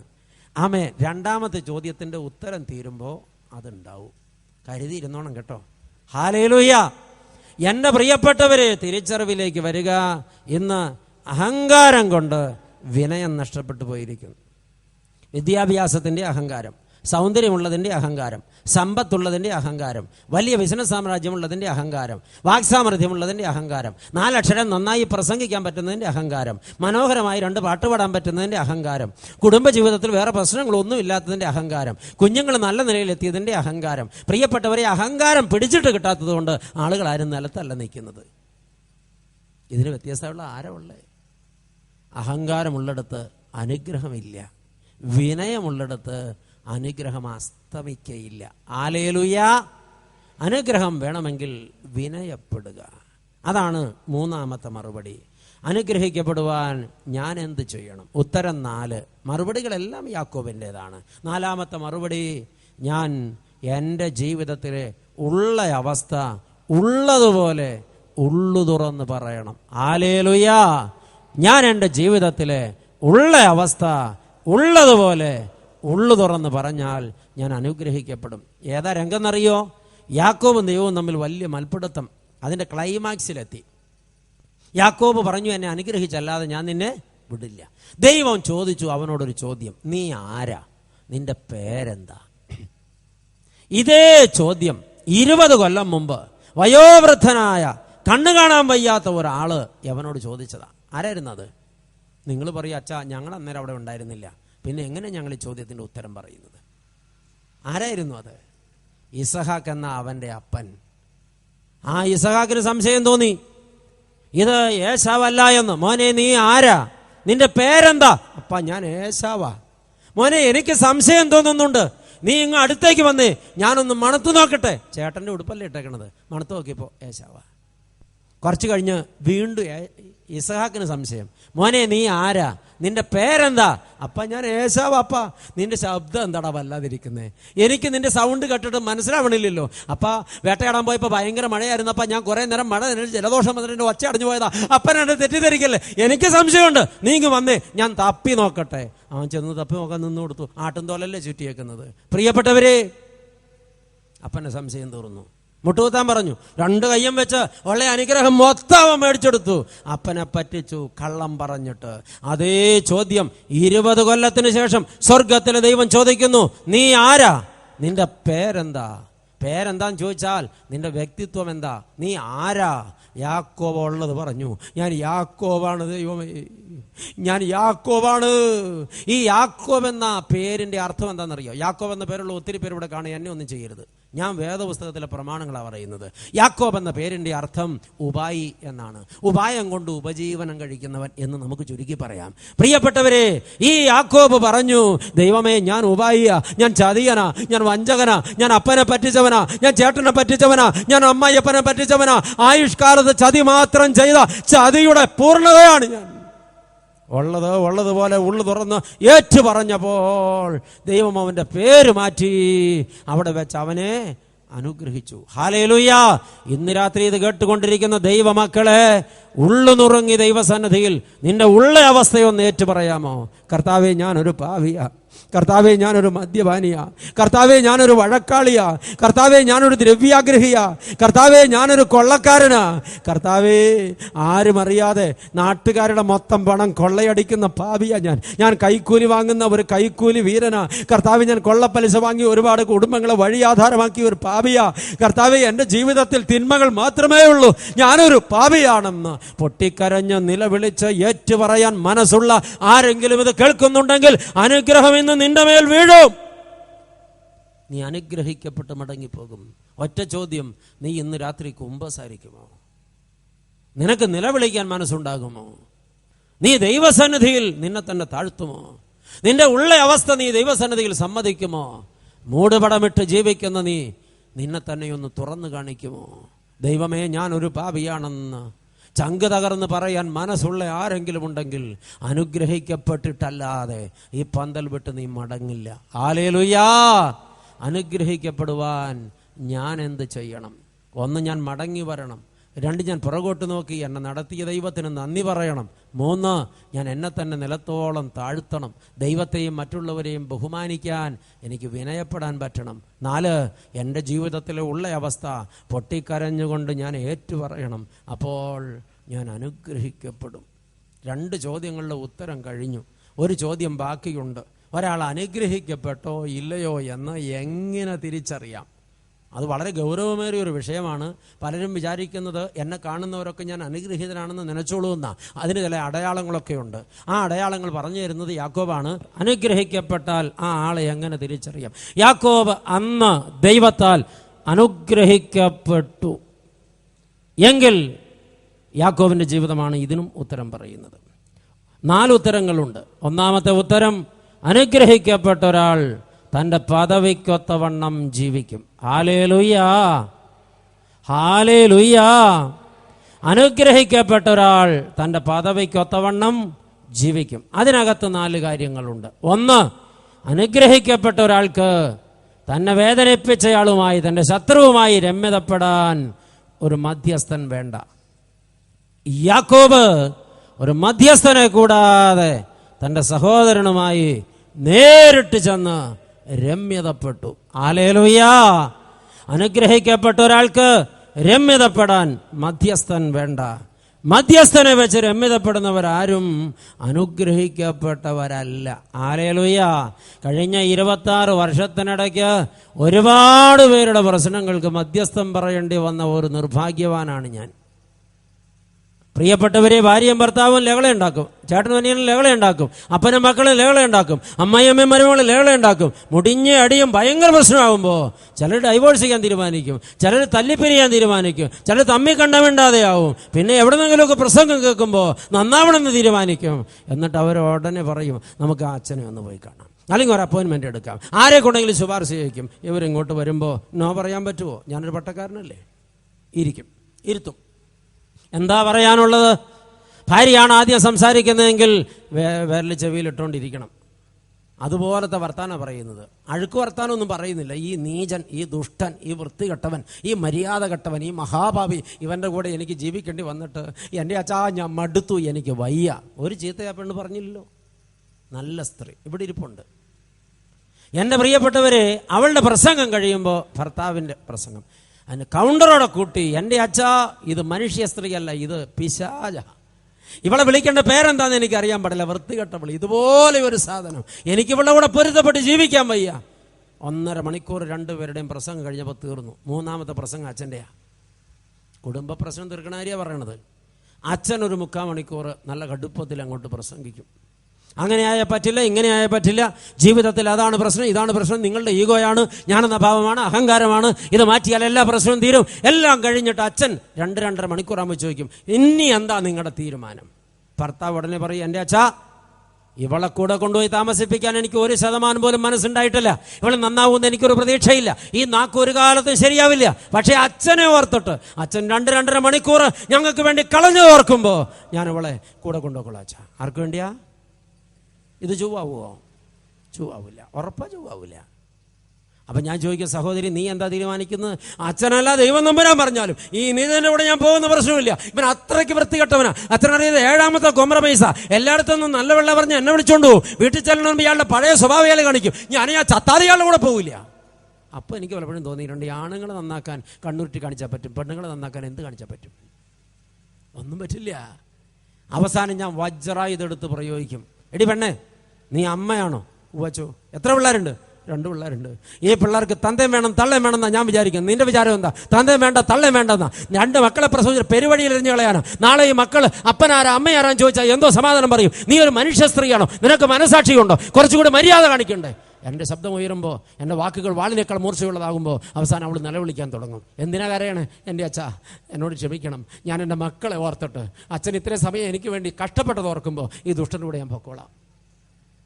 ആർക്ക് വേണ്ടിയാ ഇത്? ചൊവ്വാവോ? ചൊവ്വാവില്ല. അവസാനം വന്ന് ഞാൻ പലപ്പോഴും ഓർക്കാറുണ്ട്, ഓരോ സിറ്റിങ്ങിനും 2000 രൂപ ഫീസ് വെച്ചായിരുന്നെങ്കിൽ ഞാനിപ്പോൾ 2 ഏക്കർ സ്ഥലം മേടിച്ചേ. അതിനും മാത്രം കേസ് അറ്റൻഡ് ചെയ്തു. 1 രൂപ പോലും മേടിക്കാതെ പോയ ഞാനല്ലേ പൊട്ടൻ? അല്ലെങ്കിലും പണ്ടേ കഴുതയാണല്ലോ. എൻ്റെ പ്രിയപ്പെട്ടവര്, ഈ മനുഷ്യരെ എത്ര എണ്ണം ചൊവ്വായി എനിക്കറിയില്ല. മധ്യസ്ഥന്റെ മധ്യസ്ഥതയിൽ രമ്യത നടത്തുന്നവരെല്ലാം മധ്യസ്ഥന് വേണ്ടിയാണ് രമ്യതപ്പെടുന്നത്, അവർക്ക് വേണ്ടിയല്ല. അവരാരും അനുഗ്രഹിക്കപ്പെട്ടവരുമല്ല. അനുഗ്രഹിക്കപ്പെട്ട ഒരു ദൈവ പൈതലിന് തന്റെ ശത്രുവുമായി രമ്യതപ്പെടാൻ ഒരു മധ്യസ്ഥൻ വേണ്ട. നേരിട്ട് ചെന്ന് രമ്യതപ്പെടും. അതിന് തക്ക താഴ്മയും വിനയും ഒക്കെ ഉണ്ടാവും. അതിൻ്റെ പേരാ അനുഗ്രഹം. ഹല്ലേലൂയ. ഇവിടെ അനുഗ്രഹിക്കപ്പെട്ടവർ ആരെങ്കിലും ഉണ്ടെങ്കിൽ ഇന്ന് രാത്രി എന്തെങ്കിലുമൊക്കെ സംഭവിക്കും, ഉറപ്പ്.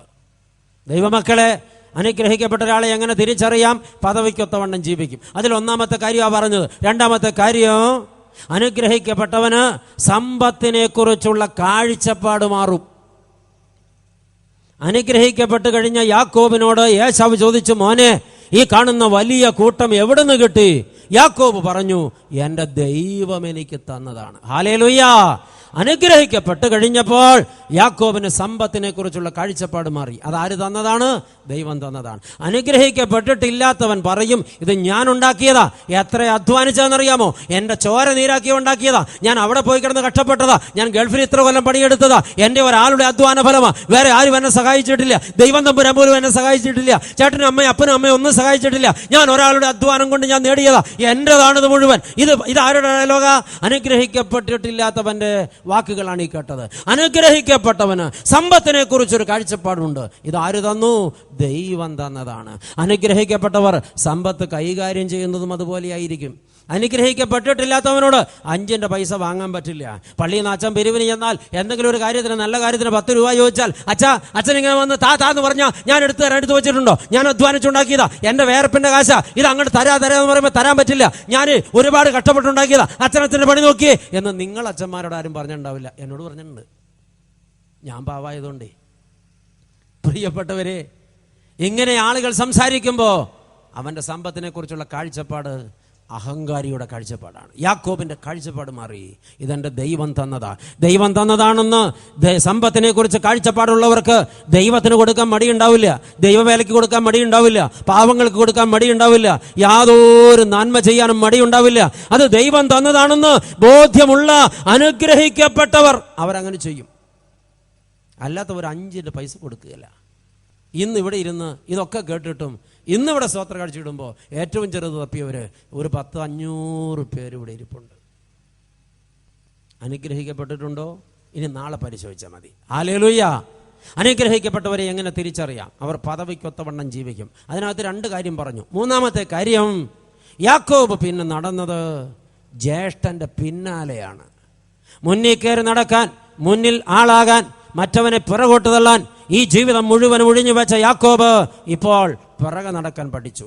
അനുഗ്രഹിക്കപ്പെട്ടവൻ ഒരിടത്തും തള്ളിക്കയറില്ല. ഒരാളെ പോലും പിന്നോട്ട് മാറ്റി നിർത്തില്ല. എല്ലാവരെയും മുന്നോട്ട് കയറ്റി നിർത്തി പിന്നോട്ട് മാറി നിൽക്കാൻ മനസ്സുള്ളവന്റെ പേരാണ് അനുഗ്രഹിക്കപ്പെട്ടവൻ. അവൻ ഒരിടത്തും മത്സരം നടത്തില്ല, ഒരു ബഹളവും ഉണ്ടാക്കില്ല, ഒരാളെ പോലും താറടിക്കില്ല, ഒരാളെ പോലും പിന്നോട്ട് ചവിട്ടിത്തള്ളില്ല. എല്ലാവരെയും മുന്നോട്ട് കയറ്റി നിർത്തി ഞാനൊരു സ്റ്റെപ്പ് പുറകിലെന്ന് പറയാൻ മനസ്സുള്ളവന്റെ പേരാണ് അനുഗ്രഹിക്കപ്പെട്ടവൻ. ദൈവമക്കളെ, അനുഗ്രഹിക്കപ്പെട്ടവർ ആരുടെയും വഴിമുടക്കില്ല, ആരുടെയും മുമ്പേ കയറി നടക്കില്ല, എല്ലാവരുടെയും പിന്നിൽ നടക്കും. അതാണ് അനുഗ്രഹിക്കപ്പെട്ടവന്റെ പദവി. നാലാമത്തെ കാര്യം, അന്നു മുതൽ യാക്കോബ് തന്റെ ജ്യേഷ്ഠനായ ഏശാവിനെ വിളിച്ചത് എൻ്റെ യജമാനനെ എന്നത്രേ. അനുഗ്രഹിക്കപ്പെട്ട ഒരാൾക്ക് മറ്റുള്ളവരെ ബഹുമാനിക്കാൻ പറ്റും, മറ്റുള്ളവർക്ക് വില കൽപ്പിക്കാൻ പറ്റും, മറ്റുള്ളവരെ ആദരിക്കാൻ പറ്റും, മറ്റുള്ളവരെ തന്നെക്കാൾ ശ്രേഷ്ഠനെന്ന് രാജതുല്യം എണ്ണാൻ പറ്റും. അങ്ങനെ മറ്റുള്ളവരെ ബഹുമാനിക്കുകയും ആദരിക്കുകയും അംഗീകരിക്കുകയും ചെയ്യുന്നവരുടെ പേരാണ് അനുഗ്രഹിക്കപ്പെട്ടവർ. ഹല്ലേലൂയ. നീ ആരടാ? നിനക്കെന്തറിയാം? നീ എവിടത്തെയാ? നിന്റെ കൈ കാശുണ്ടോ? നിന്നെ കണ്ട കുളിക്കണമല്ലോ എന്നൊക്കെ മറ്റുള്ളവരോട് വളരെ വളരെ വേദനിപ്പിക്കുന്ന വാക്കുകൾ അഹങ്കാരത്തോടെ സംസാരിക്കുന്നവർ അനുഗ്രഹിക്കപ്പെട്ടവരല്ല. അനുഗ്രഹിക്കപ്പെട്ടവർ മറ്റുള്ളവരെ ബഹുമാനിക്കും. അനുഗ്രഹിക്കപ്പെട്ടവർ മറ്റുള്ളവരുടെ പിന്നിൽ നടക്കും. അനുഗ്രഹിക്കപ്പെട്ടവർക്ക് സമ്പത്തിനെ കുറിച്ചുള്ള കാഴ്ചപ്പാട് മാറും. അത് ദൈവത്തിൻ്റെയാ. അനുഗ്രഹിക്കപ്പെട്ടവർ മധ്യസ്ഥനെ കൂടാതെ രമ്യതപ്പെടും. അതാണ് പദവി. ഹല്ലേലൂയ. അനുഗ്രഹിക്കപ്പെട്ടവർ നിങ്ങളുടെ പദവിക്കൊത്തവണ്ണം ജീവിക്കും. അനുഗ്രഹിക്കപ്പെട്ടവരെ എങ്ങനെ തിരിച്ചറിയാം? രണ്ടാമത്തെ ഉത്തരം, യാക്കോബ് സ്വദേശത്ത് മടങ്ങി വന്ന ശേഷം ഹാമാറിന്റെ മക്കളോട് 100 കാശിന് വിലയ്ക്ക് വാങ്ങിയ ശെഖേമിലേക്ക് പോയി കർത്താവിന്റെ നാമത്തിൽ ആരാധിച്ചു. ഹല്ലേലൂയ. അതിനുശേഷം അവൻ ബേഥേലിലേക്ക് പോയി അവിടെ ശുദ്ധീകരണം നടത്തി കർത്താവിന്റെ നാമത്തിൽ ആരാധിച്ചു. അനുഗ്രഹിക്കപ്പെട്ട മടങ്ങി വന്ന യാക്കോബ് കൊട്ടാരം പണിയാനല്ല നോക്കിയത്, ഏക്കർ സെന്റ് വീണ്ടും വർദ്ധിപ്പിക്കാനല്ല നോക്കിയത്. അനുഗ്രഹിക്കപ്പെട്ടവനെ തിരിച്ചറിയാം. അവന്റെ ജീവിതത്തിലെ 1-ാം സ്ഥാനം ആരാധനയ്ക്കായിരിക്കും. ഹല്ലേലൂയ. ആരാധനയ്ക്ക് ജീവിതത്തിൽ 1-ാം സ്ഥാനം കൊടുക്കാത്തവരാരും അനുഗ്രഹിക്കപ്പെട്ടിട്ടില്ല. ദൈവ പൈതലേ, ആരാധനയാണ് പ്രധാനം. അതിനേക്കാൾ വലുതൊന്നും ജീവിതത്തിലുണ്ടെന്ന് നനയ്ക്കരുത്. നമ്മുടെ ജനത്തിന് ആരാധനയോടെ എന്താ ആഭിമുഖ്യമുണ്ട്? കുടുംബത്ത് പ്രാർത്ഥനയുണ്ടോ? ഞായറാഴ്ച പള്ളിയിൽ ആരാധനയിൽ പങ്കെടുക്കാറുണ്ടോ? ഉണ്ടെങ്കിൽ പോകുന്നതെപ്പോ, വരുന്നതെപ്പോ?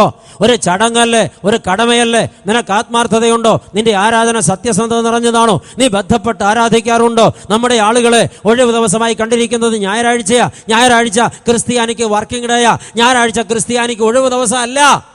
നമ്മളെന്താ ചെയ്യുന്നത്? പെണ്ണ് കാണാൻ പോകുന്ന ഞായറാഴ്ച, അന്ന് പള്ളി പോകത്തില്ല. കല്യാണം ഉറപ്പിക്കുന്ന ഞായറാഴ്ച, അന്ന് പള്ളി പോകത്തില്ല. കല്യാണം വിരുന്ന് ഞായറാഴ്ച, അന്ന് പള്ളി പോകത്തില്ല. കല്യാണം കെട്ട് ഞായറാഴ്ച, അന്ന് പള്ളി പോകത്തില്ല.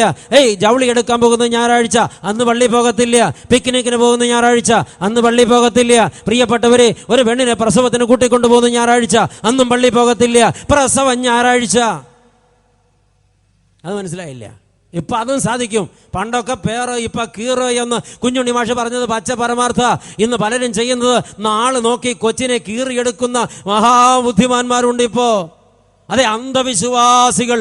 അതുപോലെ തന്നെ ഞായറാഴ്ച, പൊന്നു ഡോക്ടറെ, ഞായറാഴ്ച ആകുമ്പോൾ എല്ലാവർക്കും വന്ന് കൊച്ചിനെ കാണാൻ സൗകര്യ, ഇന്നങ്ങ് കീറിയെടുത്തേരെ, നാളത്തേക്ക് വെക്കണ്ട.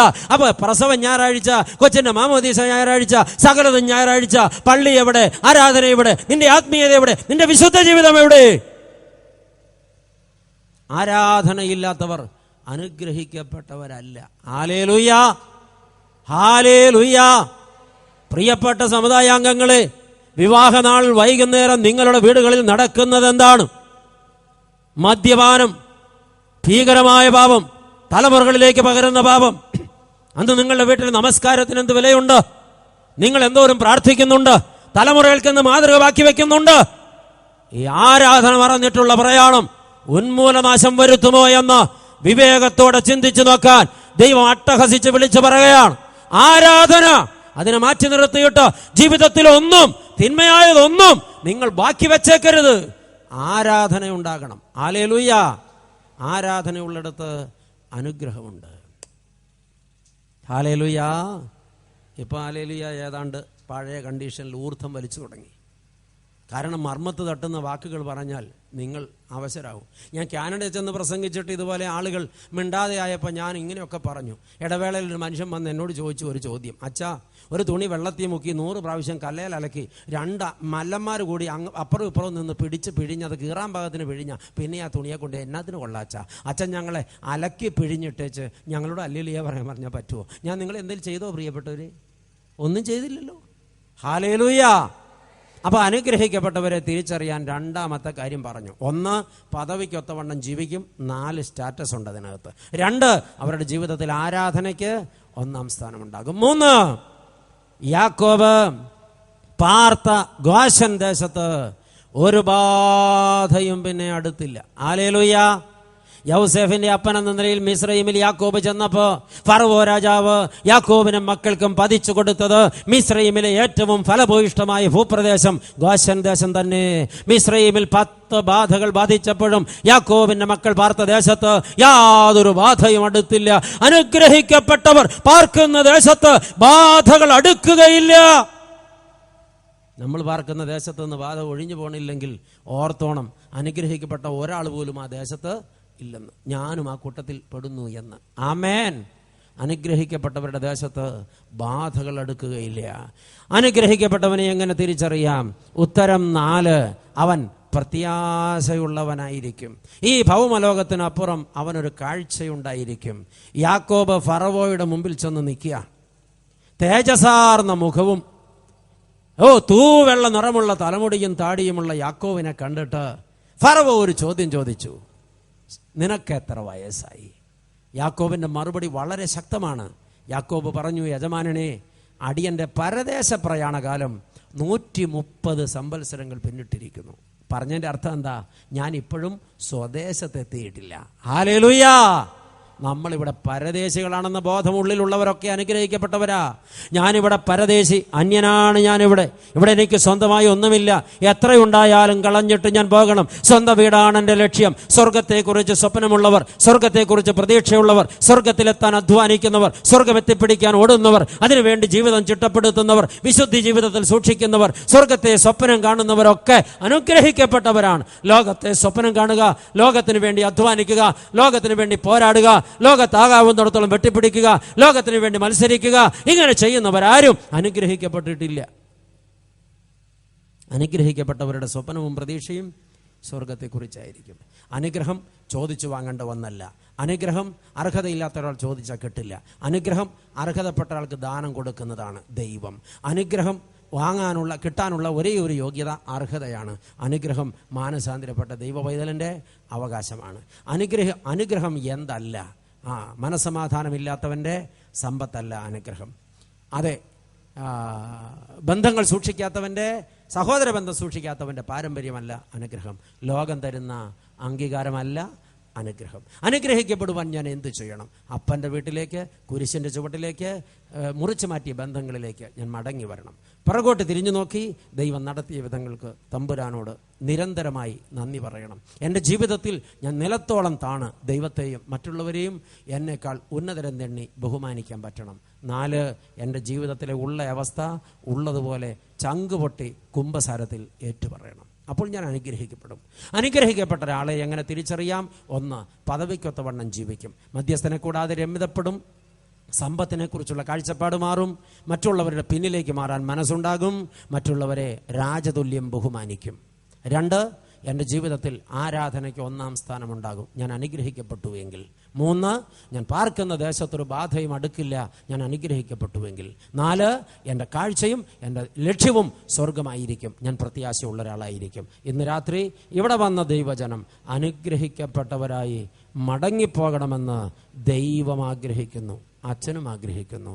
നിങ്ങൾ അങ്ങനെ ആഗ്രഹിക്കുന്നുവെങ്കിൽ മടങ്ങി വരണം, മാനസാന്തരപ്പെടണം, വിനയപ്പെടണം, ദൈവസന്നിധിയിൽ താഴണം. ഹല്ലേലൂയ.